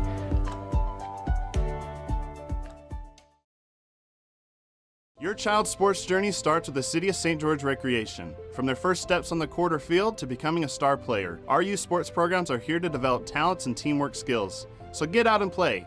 Check out all the sports and get signed up at sgcityrec.org. Hey, it's Marco from Coral Canyon Golf Course inviting you to play the course with the best backdrop in southern Utah. Make sure you get out and experience great golf for a great price at Coral Canyon. Visit coralcanyongolfcourse.com or call us at 435-688-1700 for your tee times. Back at it here inside your Boulevard home game of the week. And Dixie leads this one 4-0 here into the top of the 5th inning as we head on into there, as we are still looking out for a Cache Valley Bank home run. Haven't seen one of those yet. Cache Valley Bank, your financial outfitter. Cache Valley Bank, mountains await. Well, Boston Vest, he hit the bottom of the left center fence. We almost had one earlier in the game. Yeah, he was a lot closer than I thought he was going to be. Again, that one just went really high. I think had he got a little bit of a lower angle on that trajectory, that one probably would have been gone. Just went really high for him. Well, if you're a Crimson Cliffs fan, this is the guy, if you want to see a home run, that could do one in a hurry here. That's Big Parker Andrus. Yeah, Parker Andrus again stepping up right now. Top of the 5th inning. Going low and away.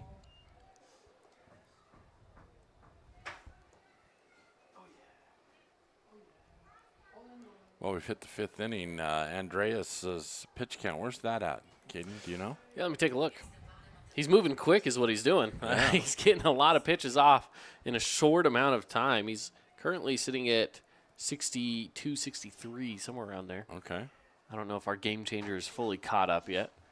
That one low for ball 2, 2-1 count. He's been a little careful with Parker up there. He knows he's got some good power at that bat. Absolutely. Ooh, going way inside, but swinging for the 2-2. Yeah, Parker swung at ball 3 there, so kind of got him in a hole. And the pitch. It's hard hit, but foul down the third base line. Boy, he sat on that curveball and was able to drive that down the left field line, but it looked like my golf shot there, just hooking. Is that what you do with yours? You send it a little to the left? Left, right, you name it. Anything but middle? Yeah, it doesn't go where it should be. And swinging on that strikeout, SNS Mechanical strikeout. Down goes Parker Andrus, and that's out number 1 for the Flyers. Boy, that's a big rip. Like Parker got on it, but again, that's his 2nd strikeout on the night. So tough night for Big Parker as he heads back to the bench to try to figure it out here.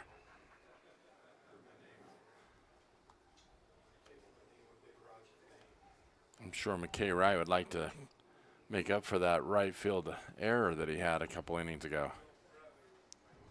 The first pitch into McKay right there is fouled away. McKay's just a junior, right? If I remember right. I believe he is. Let me just double check. He is indeed a junior. I remember that from football season that he was going to be one of these guys returning back in.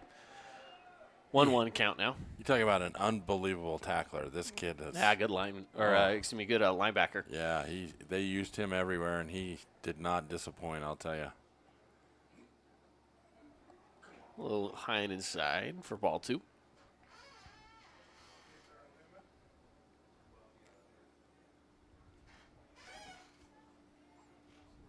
He is 1 for 1 on the evening. And swinging hard at that one, but nothing there for strike 2. A lot of dual sport athletes on the Crimson team. Well, both sides, really. Both sides for sure. Oh, got him. Got him looking. Wow. He just went back, got a little extra gear, and gassed it by him. Yeah, he really did. Take a look at that on the replay here. Brought to you by Red Rock Real Estate. Again, he stepped right into it and just took the strike. Just missed a swing and strike right there after the replay.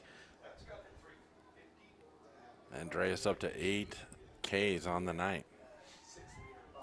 And another one there for strike 2. So 2 outs. Facing off on an 0-2 count here is Bennett. Oh, he got him looking. Wow. That's the 2nd time tonight, kid, and he struck out the side. What a great performance by Andreas tonight. Absolutely. Bottom of the 5th, we go.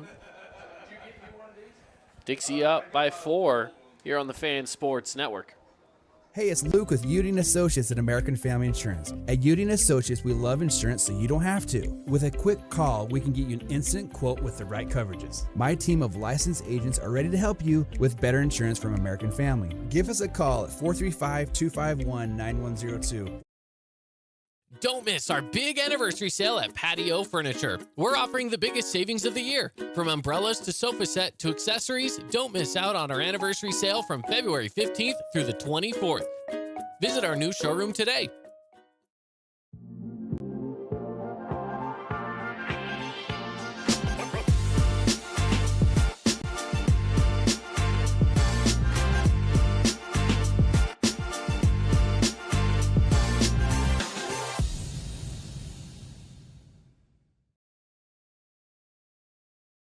Discover elegance at the Awning Company. Join us at the St. George Parade of Homes this week. See our exquisite awnings featured in select homes. Elevate your outdoor space with us. Call for a free quote today.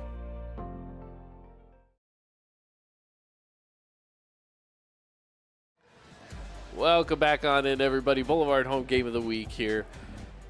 And we headed into the bottom of the 5th. Shout out to Scooters Coffee out in Hurricane. You can start your day at Scooters. They got amazing drinks served by amazing people and amazingly fast out on State Street in Hurricane. Still on that star watch for the Findlay Subaru star of the game. And, you know, being here in the 5th inning already, I'm sure we probably got a few ideas. Yeah. Some guys that are standing out.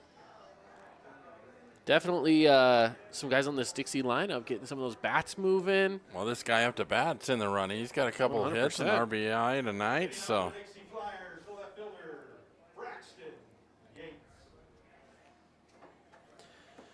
Yeah, Yates had that. It was a 2-run RBI, if I'm not mistaken, to get things started for us with some scoring on the board earlier in this ball game. Yeah, he's had two nice at-bats, two nice singles, one to right and one to center.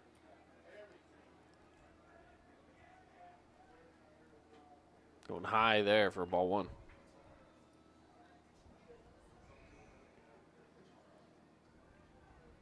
You know, I see these batters or these players with these Jordan cleats on, and I think, oh, he got him. Wow, curveball. Got to be careful there. And again, Barbin has had moments where he's looked really crisp, and then he's had a few moments where he's let some opportunities slip away. Yeah, he has. Check that replay out again one more time here. He drills him in that right ankle area. Yeah. Oof. That does not look good. He'll feel that one tomorrow. Yeah, he will. In your baseball days, I'm sure you got hit a couple times. Oh, yeah. It's the spot that you would have got hit that hurt the most. What? Which spot? Which spot? Right in the ribs. Oh, yeah, the ribs. That would not feel good. I got hit in the center of my back once. That one was not great. Knocked the wind out of you a little bit. It did. That's what I remember most about it, was that it knocked the wind out of me. Yeah, those are the ones I got hit on the elbow, on the on the calf or whatever, but I got hit in the thigh. That one didn't hurt bad. It bruised really bad afterward. But it did. It didn't feel horrible when it first happened. Yeah. First pitch coming across ball.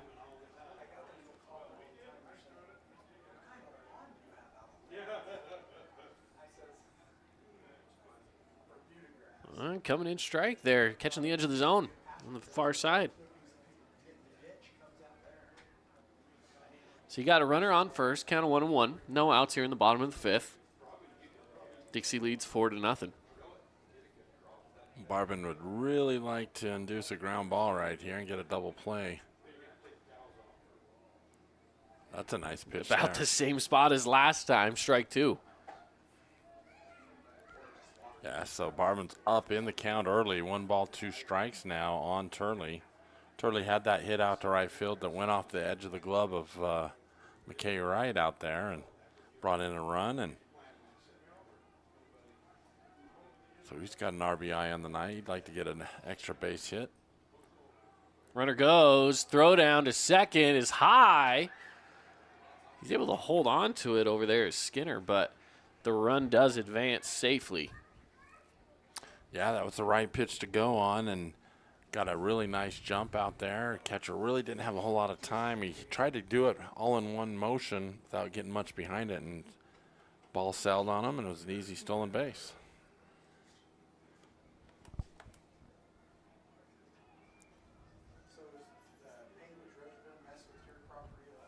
No, 2-2 count.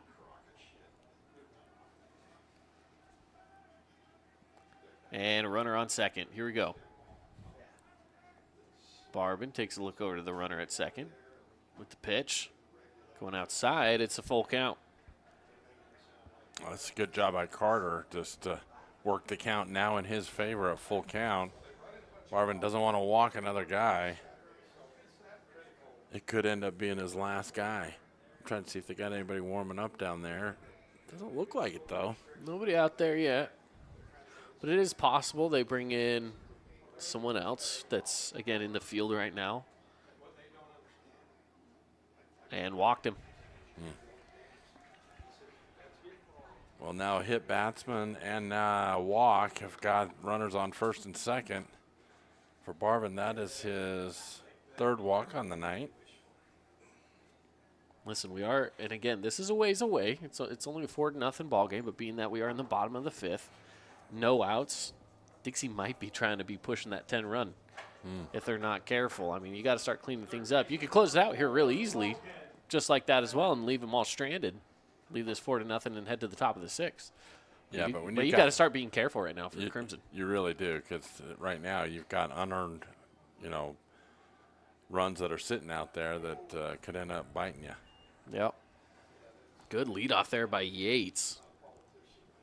Well, they had Levitt square around to bunt. It looked like to try to move those runners over, and I don't know, Yates almost took off. Just about.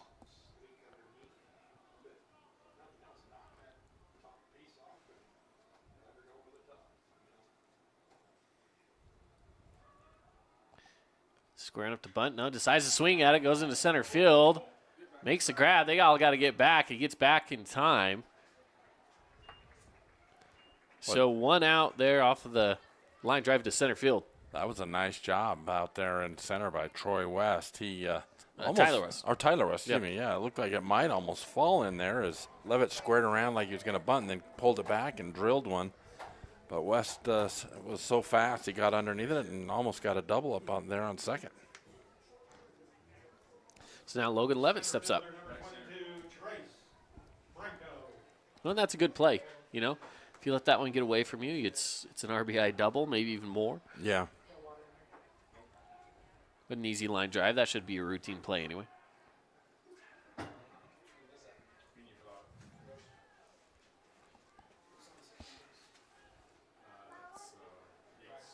Barbin gets back on the mound here after looking down at the runner at second. Here's the pitch. Goes high for ball one.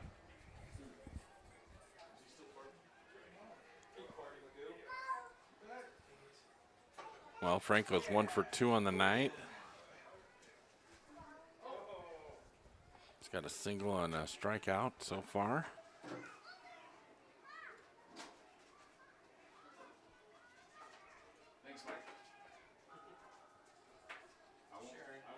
Checking that runner. Pitch comes in outside. 2-0 count.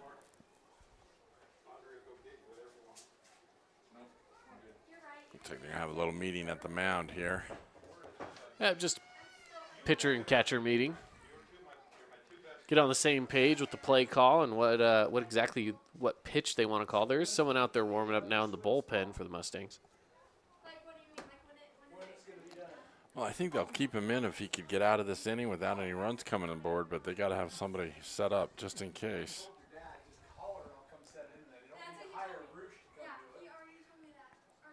Trying to see who they got out there right now. If you guys really wanted to swim, I've got a pool in my backyard. I've told you that for 3 years. The pitch comes in just high, and it's a 3-0 count. You walk them right here. I mean, now every single runner on base will be an unearned base, not off of any sort of hits or anything. One hit, one walked. And you do catch the strike zone there, making it 3-1. Just the edge of the strike zone, though. It was just about outside. Yeah, it was close to being ball 4 and the bases loaded. So Steele's got to really dig in here and get a money pitch. There he goes. Got him with strike.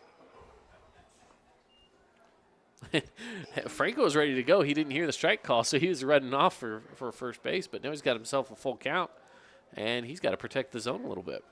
Well, that time Barman had good movement on the fastball, and that was tailing back on the inner half of the plate and right at the knee, so that was a nice pitch. And I like this. Barbin worrying more about the batter. Mm-hmm. Hasn't thrown down to second in a while. Runners go, but it's a walk anyway. Well, you got bases loaded, all base runners are unearned bases, you know. This well, looks like they're going to give him one more batter to try to get out of this, to get a double play.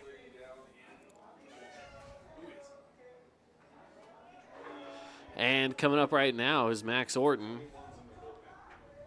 Orton 0 for 2 today. Second baseman, Max Orton. But he's got bases loaded and only one out. First pitch popped up, going high, coming over to try to get it to Smith. It's on top of the net. Boy, that just got out of play there by about, what, 6 inches, Caden? It felt like that. Yeah. Probably more like 10 feet, but still. Oh, I thought it just barely caught the edge there of the net. Maybe I just saw it roll back. You might have just seen it roll back. I don't know. Maybe it did. I don't know. That's my old eyes. That's why I got to wear glasses. And maybe I missed a first bounce or something. That's possible, too. I got a wall in my spot over here. Breaking ball did not quite break down into the zone. Stayed up high. It's a 1-1 count. Yeah, he got Orton, kind of buckled him on the pitch. If he had a little more break on it, I think he would have had him.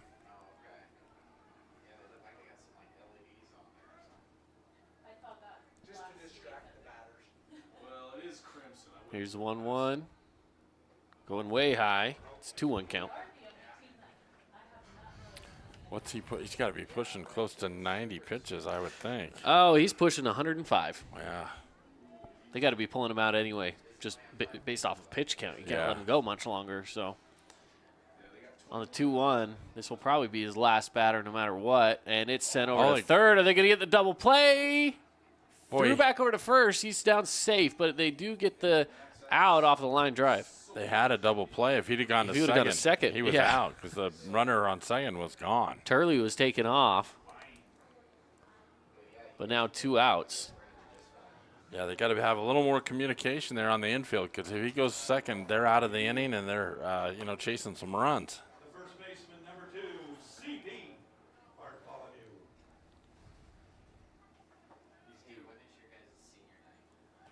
Here's Cooper Bartholomew stepping up. Again, bases loaded. 2 outs.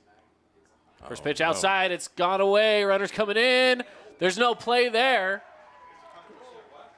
All the runners advance over. There's now runners on first and second, and 1 run has come in to score. Boy, Caden, second and third. A good throw. I think they might have had a play at the plate, but the throw was wide to the left, and Barvin couldn't even get to it. It was poorly placed. So all the runners move up, and they get an unearned run. It's 5-0 now for the Flyers. 5-0. Just hopping into the 9 o'clock hour here on the broadcast. 9:06, I should say, 6 minutes in. That pitch goes high. So now 2 balls to Bartholomew. No strikes with 2 outs. Runners on second and third. Dixie leads 5-0 over Crimson Cliffs. A little low there in the zone. They call it ball. 3-0. 3-0 count here. That one looked pretty good. It did look good. I thought it might have caught the bottom of the zone, but yeah. Bartholomew, he's not a big kid, so that zone, isn't far off the ground. But yep. This pitch goes inside. Check the runner back down there at third on back pick, but it's a walk and it loads the bases back on up again. Well, Caden, I don't know if they can go, but base hit, extra base hit, I was going to say, would clear the bases. It looks like they're going to make a pitching change. Yeah, and it's about that time. They probably should, and I'm not exactly sure who that is coming out of the bullpen right now, but we'll find out shortly. With the pitching change coming up, we're going to step aside, take a quick 60-second break, and we will be back into the action when we return here on the Fan Sports Network. Stick around. Did you know that St. George News has a new app? Download the St. George News app today and stay up to date on everything happening in Southern Utah. Get instant notifications on news, weather, sports, and more. Download the app today and get your local news now.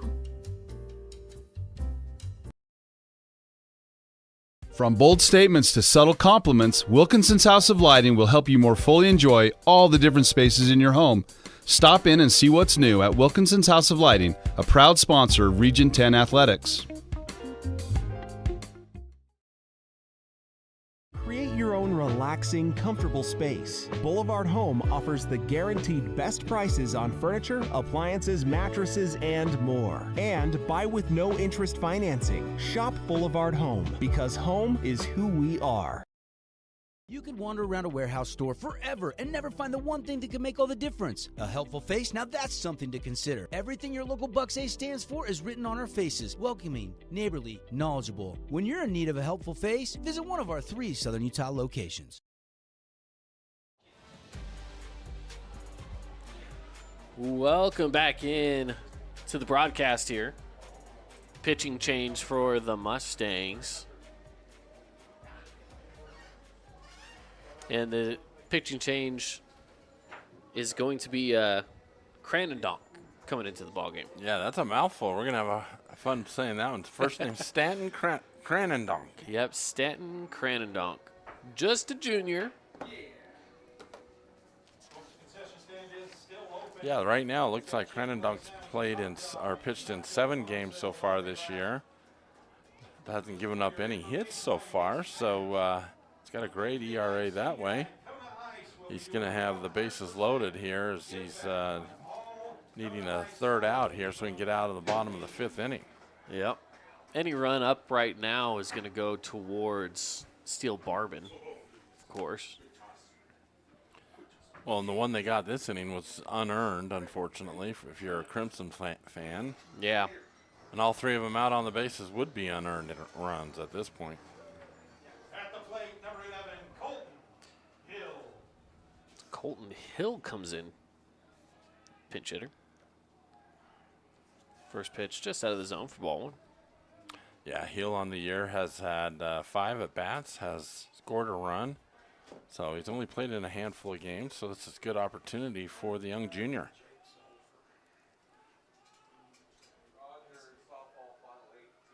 Here's the pitch. Good fastball in for strike 1. You know what I love about the bases loaded situation? This really does give the pitcher an opportunity to just focus on the batter. Yeah. You don't have to worry about base runners anymore. Focus in on the batter. And just pitch. Just pitch. Yep. On the 1-1. Fouled away. Listen, we had, what was it, 2 guys on base, or did we have 3 on base with no outs? I want to say it was just 2 on base with no outs at the time. Yep. Because then there was the hit out into center field. Yep.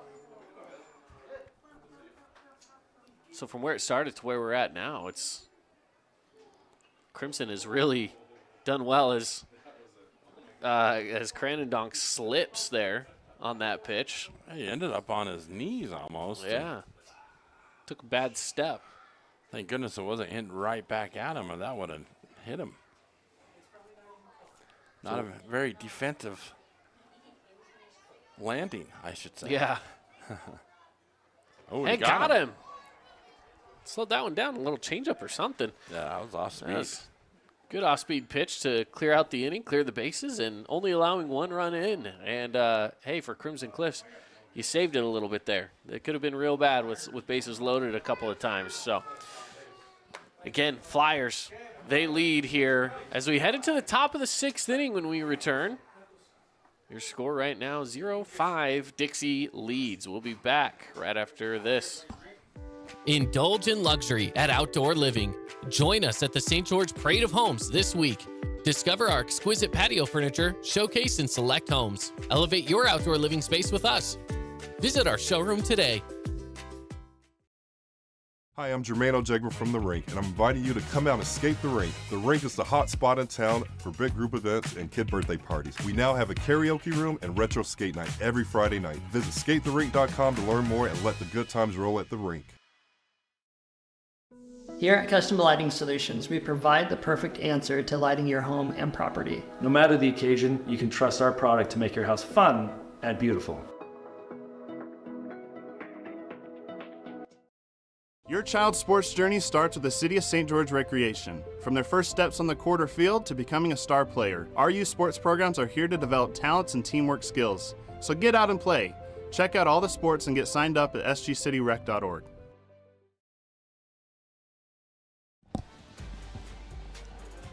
Welcome back into the broadcast here. Dixie leads 5-0 over the Mustangs.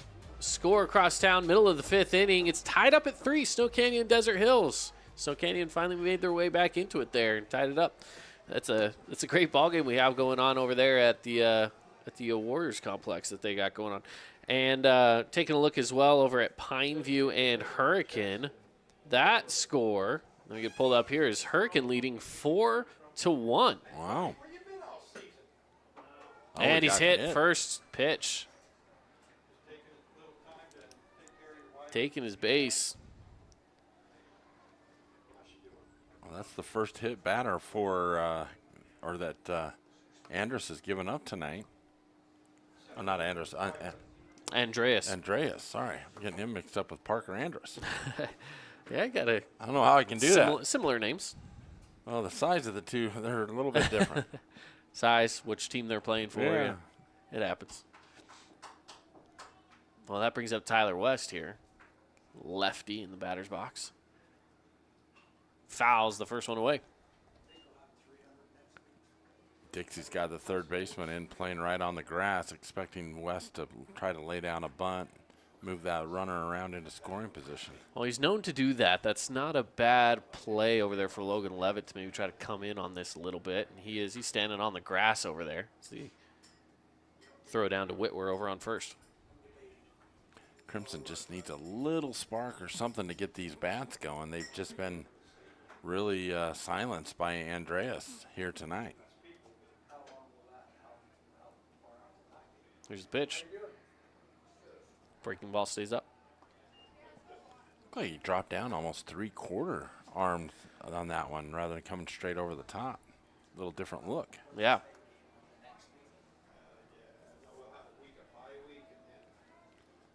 Runner goes. This one's popped up. Coming over to it, but it's going to be out of play. By just about 3 feet out of play, not much.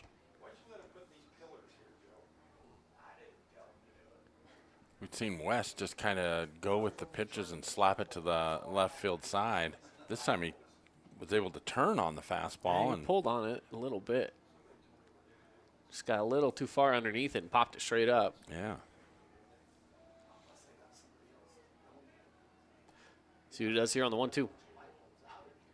This one well hit into the gap in right center field. It takes a hop or two onto the warning track. He's got wheels to go to third. The run's going to come around and score. And that is an RBI triple. That was a nice shot by Ty West. And you see the speed, Caden, as he's rounding first. He had no doubt that he was going for 3 as he turned on the afterburners. And this might be the start that they needed here to kickstart things for him, get the offense going. Well, the ball is kind of fumbled around out there by Isaac Zepp.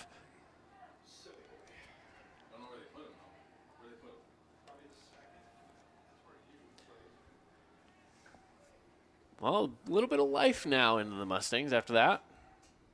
And this puts a runner on scoring position, a good spot over there on third. Boy, and if you're Barvin, you really just need to put the ball in play, whether you get an out or whatever, just get it to the outfield and score another run. Especially here with the 1-0 count. Fouls this one away. Still on the Knights. Had a little bit of a rough night at the plate. He's got 2 strikeouts. He's 0 for 2. So this would really help lift the spirits, if you know what I mean. Absolutely.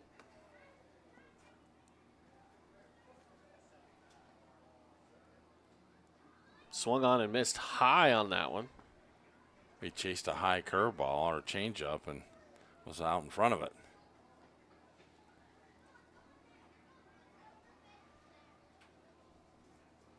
Andreas with 84 pitches now on the night.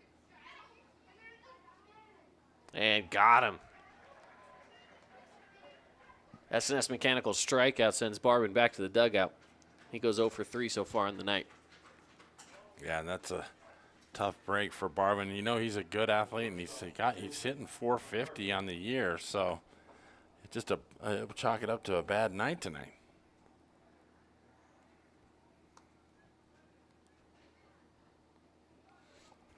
Get it in there for strike one. Up to bat right now is MacArthur.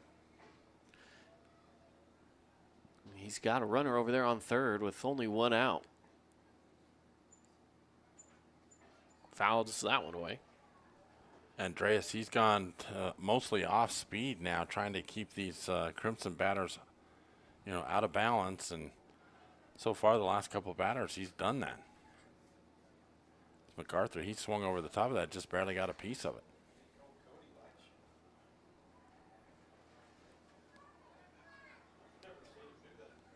It's MacArthur facing an 0-2. Goes high. That was close. Yeah.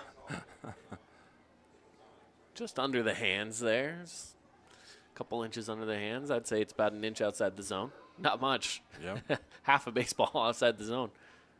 Ooh, going way inside. Oh, They cut the zone. That's what happens when you crowd the plate. They're going to get you on that.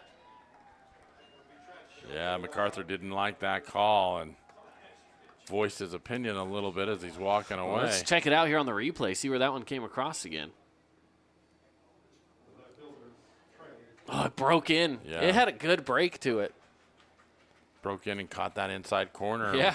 Not much MacArthur could do about What it. a pitch by Andreas right there. A little outside there. Erickson trying to frame that one up nice, though. Yeah, he did. If they get out of this with only one run given up, that's huge. Well, yeah, the way that it started. Swung on a miss there for Trey Evans. And remember, Evans' last at-bat sent this one into a pretty good gap as well. Gone 1 for 2.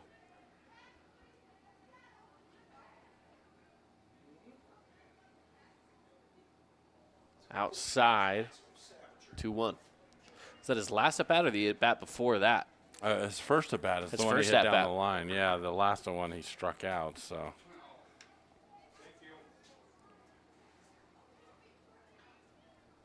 That one gets some contact, heading foul down the third baseline. And sitting at a 2-2 count.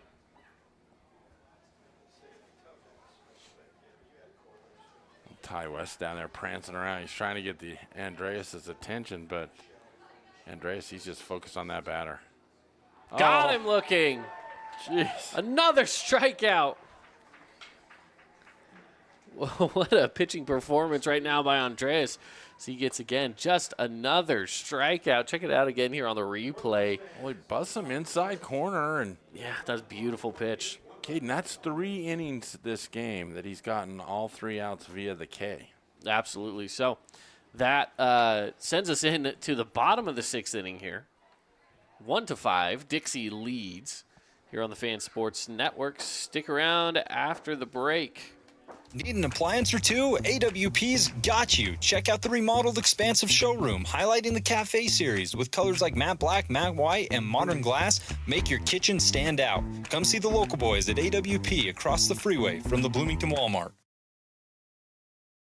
When it comes to your child's teeth, Dr. Cody and his experienced staff at Johnson Pediatric Dentistry are game changers. So when it comes to checkups, a toothache, or any problem with your kid's teeth, call experienced veteran Dr. Cody Johnson at Johnson Pediatric Dentistry, 628-0511. We love giving back to our community, and over the years, we have provided vehicles for families in need, supported local charities, and helped train our first responders. Dealer Collision, your place for collision repair. Oh, hello, Italian nightclub from Jimmy John's. Ciao, freshly baked bread piled with Italian-style meats. Hey, hand-sliced veggies. Am I obsessed with this sandwich? Yeah. So what if I am? Jimmy John's. Order online or on the app. Welcome back in, everybody. Is the Boulevard Home Game of the Week here. Top of the 6th inning. Ridge Erickson, the leadoff batter for the Flyers, leading off again right now. Takes that first pitch in for a ball. Yeah, Ridge, he's 1 for 2 on the night. Got a stolen base and a walk. Played a great game behind the plate as the catcher.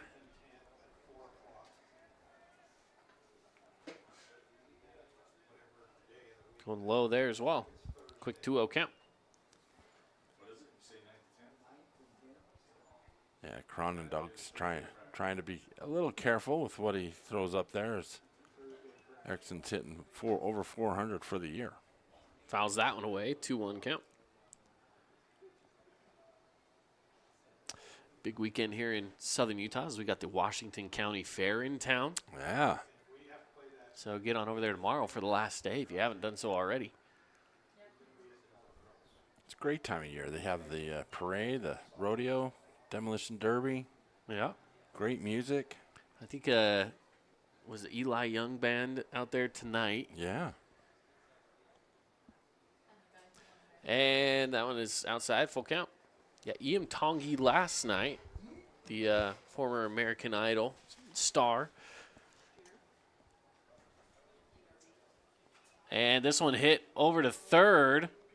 Fielded by Barbin, and did he get him? They did. He got him. Barbin shows off the arm there as he had to charge. That one's a little bit slower roller, but a great job of coming up with it clean and getting him just in the time as Andrus made a nice stretch to get the out. You had to go a little high for it. Whew, that was a close play. Yeah. Those are the plays I don't envy umpires on.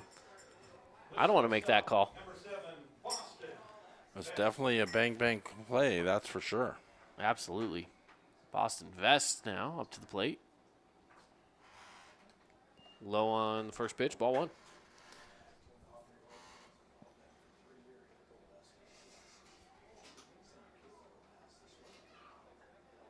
Swung on a miss there. A little bit of nick, I should say. The umpire says he touched it, but either way.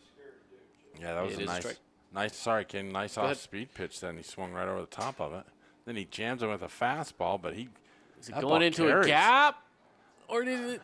Oh, it's did he down. make the catch? No, it's down. He's going three. He's going three. Is the play at third there? It's thrown too high. He stays up for a triple. Boy, I tell you, he has some serious power, Caden.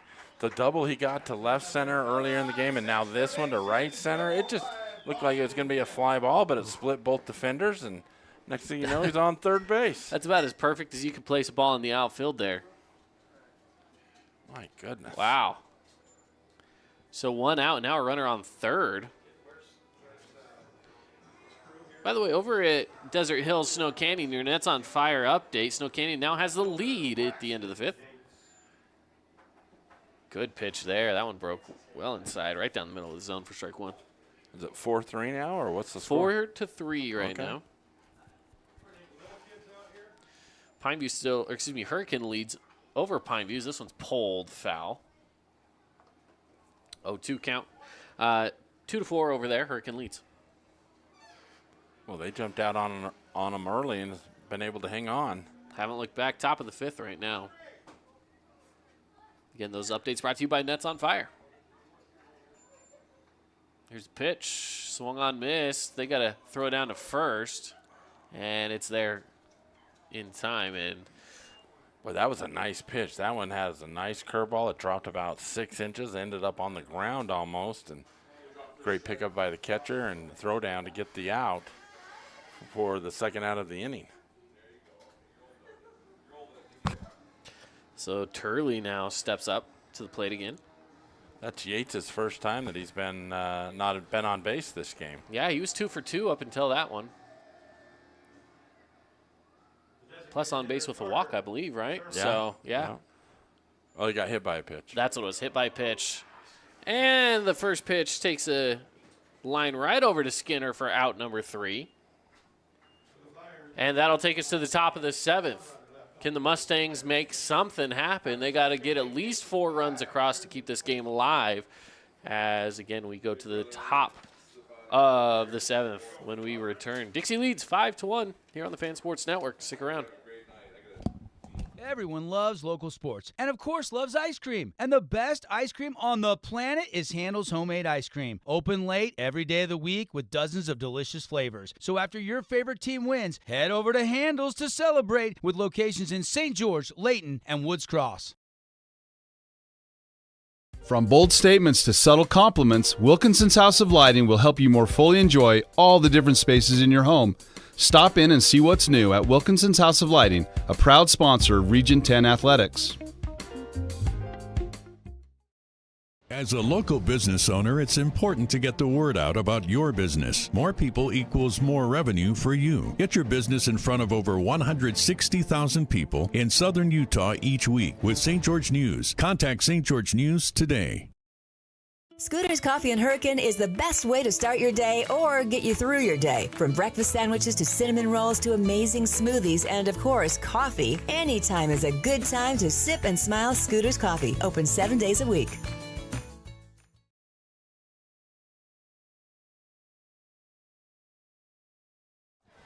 Welcome back in here. Top of the 7th inning.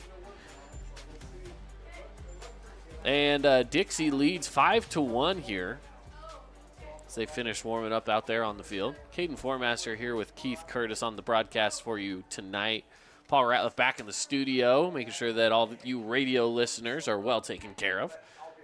We better give Paulie a big shout-out there in the studio. He does a heck of a job. Absolutely. Shout-out to Sebastian as well, running the camera for us tonight.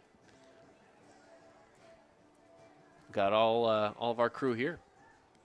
We got good guys, man. We work with some really good people, and just grateful for their efforts and what they know so they can make this broadcast happen. Absolutely. So, again, as we get rolling here, top of the 7th inning coming up, 3 outs. This game will be done for, but, again, if Crimson can get 4 runs on, that's the minimum that they would need to keep this game alive. Well, we got the 5, 6, 7 part of the lineup with Skinner, Andrus, and Wright. So some guys that can make some damage. Looks like we got a new pitcher. First pitch goes inside. Yeah, it's Logan Levitt, the senior. Wasn't he at third base? He was over at third base. Yep, that's correct. Second pitch goes outside. 2-0 count.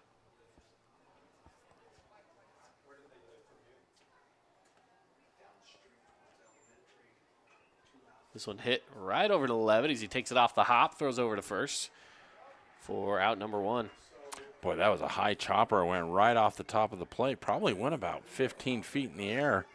Levitt had to wait for that ball, and really, I'm kind of surprised Skinner wasn't hurrying down the line faster. He would have made a closer play, but nice job by Levitt to get the out. Another one, little hopper. Ridge Erickson picks it up, but the throw over there is not in time. That's a tough one to get. Yeah, that's just one of those infield hits where you just got to tip your cap to Parker Andrus and say, "Hey, nice placement, buddy," because that one that's a tough one to get. Yeah, he got on top of it and just spiked it right down into the dirt, and it took a soft bounce off of the dirt. Didn't bounce much, and Ridge Erickson running after it. And it's like the perfect place in between third base, the pitcher, and the catcher, and makes it really hard play for, the pitcher, if he'd got it, had to wheel and turn and probably wouldn't have got him. Yeah, that's a tough one to make.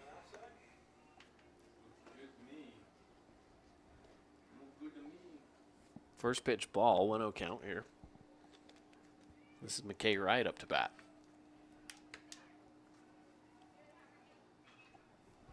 Popped up. Coming in on it, Zepf and Orton. Zepf makes the play out in right field for out number 2. Yeah, that one just continued to hang up there as Wright got just under it for the second out.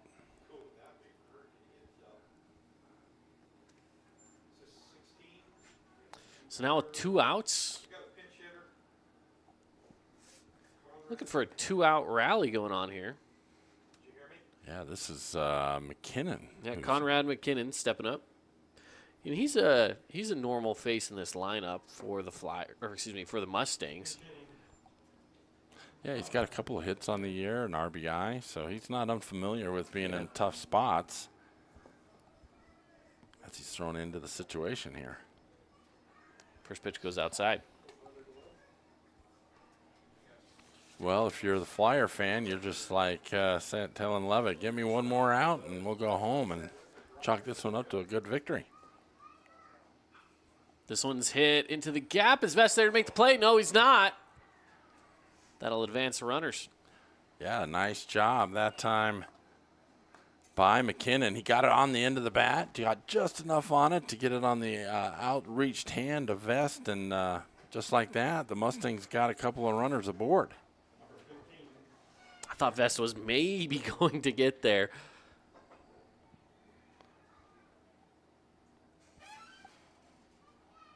Jackson Whitwer now up to the plate.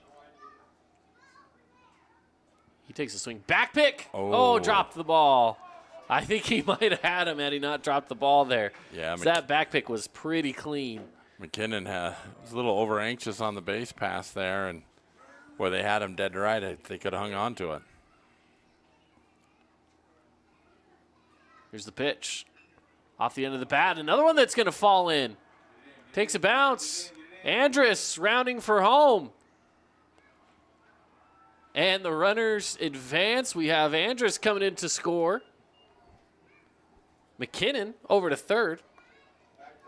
And it's an RBI for Whitwer. And just like that, that brings the tying run to the plate. So that's exactly what you want if you're a Crimson fan.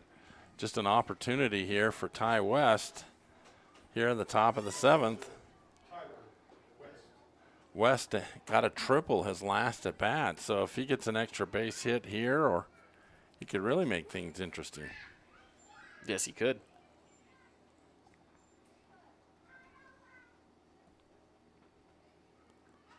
This one's hit. Going into shallow center. It's going to fall. Brings in 1 run. Leave the other runs on base at first and second. That's just a great piece of hitting. They jammed him, but he was strong enough to get that ball over the infield, over Vest, and just like that, we've got a 5-3 ball game. Listen, the tying run is on first. Yeah, and he can fly. Hit it just into the gap. Vest was tracking it down. Yates comes over to put a stop to it. Well, we wondered when we might see a little bit of life out of this Crimson offense, and we're seeing it here with 2 outs in the top of the 7th inning. And still Barban steps up. I swear he was just up to bat. We've been moving quick.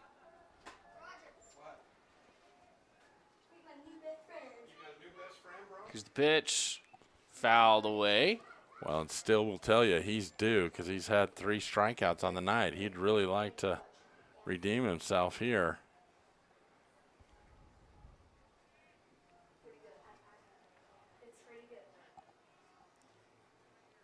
All of a sudden, the drama got increased quite a bit. Yes, it did. Pitch is in there for strike 2. Good pitcher's count here for Levitt. With some good hitting going on this inning from the Mustangs. A solid hit here could tie this ball game up.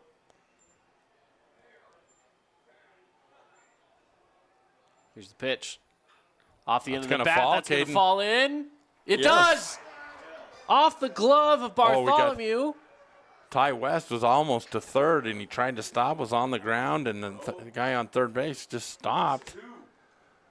But now you got bases loaded.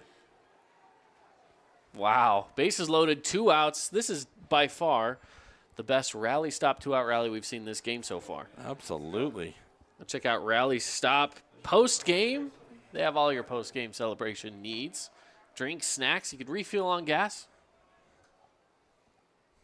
Umpire's looking over there at Crimson Cliffs and just waving them off, saying, hey, don't worry about it. I don't know exactly what they're yelling over there, but he's telling them, hey, calm down.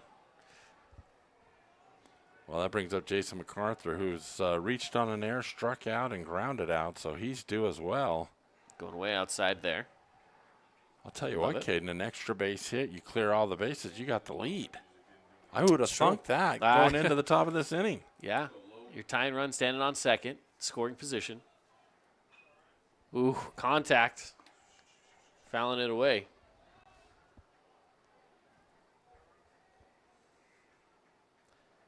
One count. 5-3 Dixie leads here in the top of the 7th inning. Hit over to second base. It's fielded. The throw over to first, and that's the ball game.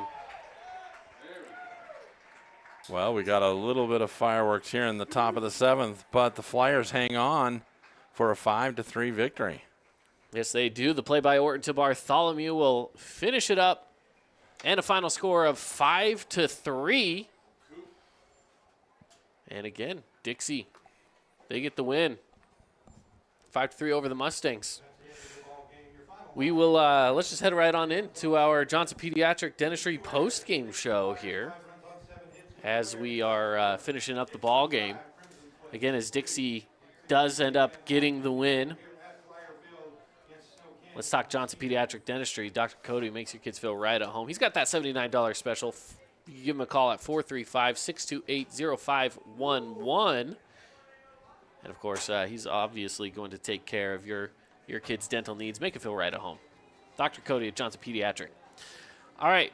Good game. We came down to it a little bit there. Yeah. We had a tying run on base. We thought we might get a good game tonight. It took about 6 innings for it to get to that point, but then the stakes got raised, and we had a little bit of drama on the top of the 7th, and almost had ourselves a really nice comeback by the Mustangs. But the Flyers, you see why they're 21-2 on the year. They play really solid defense, got great pitching from their starting pitcher, and just like that, they go home tonight a winner 5-3.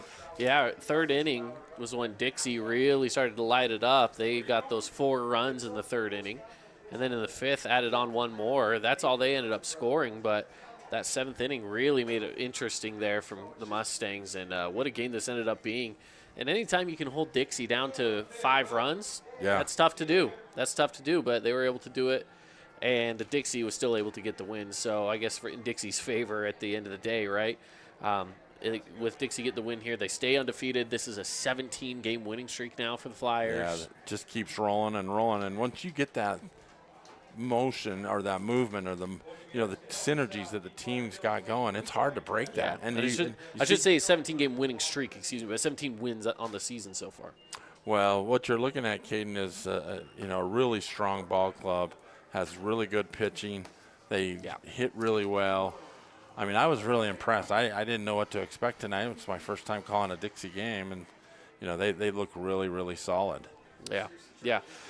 Real quick, before we continue on with the game here, just an update from across town before we let you guys into the post-game show too much further. Snow Canyon still leads 4-3 in the bottom of the 6th inning, so they're looking to close that one out soon across town. And last I saw, Hurricane was still leading 4-2, and they are leading 4-2 over Pineview in the bottom of the 5th. So that game still has a little bit of time left to go. All right, let's get into it. Appliance Wholesalers Plus Playmaker Play of the Game. Go visit the Playmakers in the appliance industry over in Bloomington, across the freeway from Walmart. Go check out AWP. I think it's got to be that double play that they had in there to close out that inning. And I want to say it was around the 3rd or 4th inning that they had that double play. Yeah, it was the 4th inning, I had just started writing my notes down. I thought that was the key right there because they got out of a jam. And, it's just the way, the smoothness of how they turned that double play, too, was really beautiful to watch. It was absolutely amazing. Absolutely amazing. Jersey Mike's sub of the game, it might have been tough there, but you could say it was even, Logan Levitt subbing out on the mound. That's a tough position to be in for anybody. But I don't know. Any other thoughts come into it here? I was just thinking we only had a couple of pinch hitters, so we really didn't have much as far as that goes. But we could go with Logan Levitt coming in there. Cranon Donk, I think, came in and he closed out. It was a bases loaded situation. You might even give it to him as the opposing pitcher because he made it still possible for the Mustangs to stay in this game. It was 4-0. Mm-hmm. All of a sudden, bases are loaded, and 1 run comes in to score. There's a chance for Dixie to break this game open. But shout out to Crenadon coming in for Barbin and keeping that game to just a 1-run inning there in the 5th.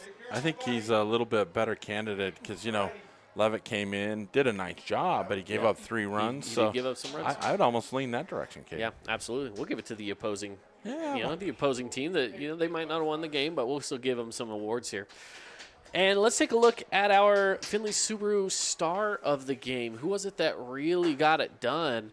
There were a few different guys that we talked about, like Yates, for example, that really got it done. RBI early on. He made some plays out there in center field as well. In left field, I believe, left right? Field, yeah. And I personally, I think I'm going to go Yates just with what he was able to do at the plate tonight. Well, that's a good choice. I'm going to throw this at you. Andrus had 12 Ks. That's Andreas did have 12 Ks. Andreas, yeah, sorry. Andreas did have 12 Ks. You know what? I like that as well. He had some good pitches up there. I think if you were looking for a offensive and defensive, for sure. Yeah. I mean, you could split it between those two, but I like Andreas on there. You definitely can't let him pass up that as well. So, yeah, Andreas, 12 strikeouts, that's phenomenal. You got to give it to that. Well, I don't know if I've seen that many in a game yet this season personally. No, I haven't seen that for a while. I mean, he was pretty dominant, and to get 3 innings where he struck out the side, just impressive. Yeah, striking out the side multiple times. Mm-hmm. It was phenomenal. So I love that. That's great. I'm a big fan of that. All right, we're going to be wrapping things up from here. Thank you for joining us on the broadcast here tonight. We've had a fun time here at Flyer Field. Again, final score 5-3. Dixie gets the win over the Mustangs, and we'll be back with you guys on Tuesday for some more baseball. We got some good matchups next week. That Snow Canyon and Dixie matchup coming up here shortly. I mean, that's going to be a big one between those two teams. So some good matchups next week. So stick around with us here on the Fan Sports Network. And we're definitely going to be your home for local sports coming up through the remainder of this season and into the playoffs. So thank you for joining us on the broadcast. And from all of our crew, we appreciate having you.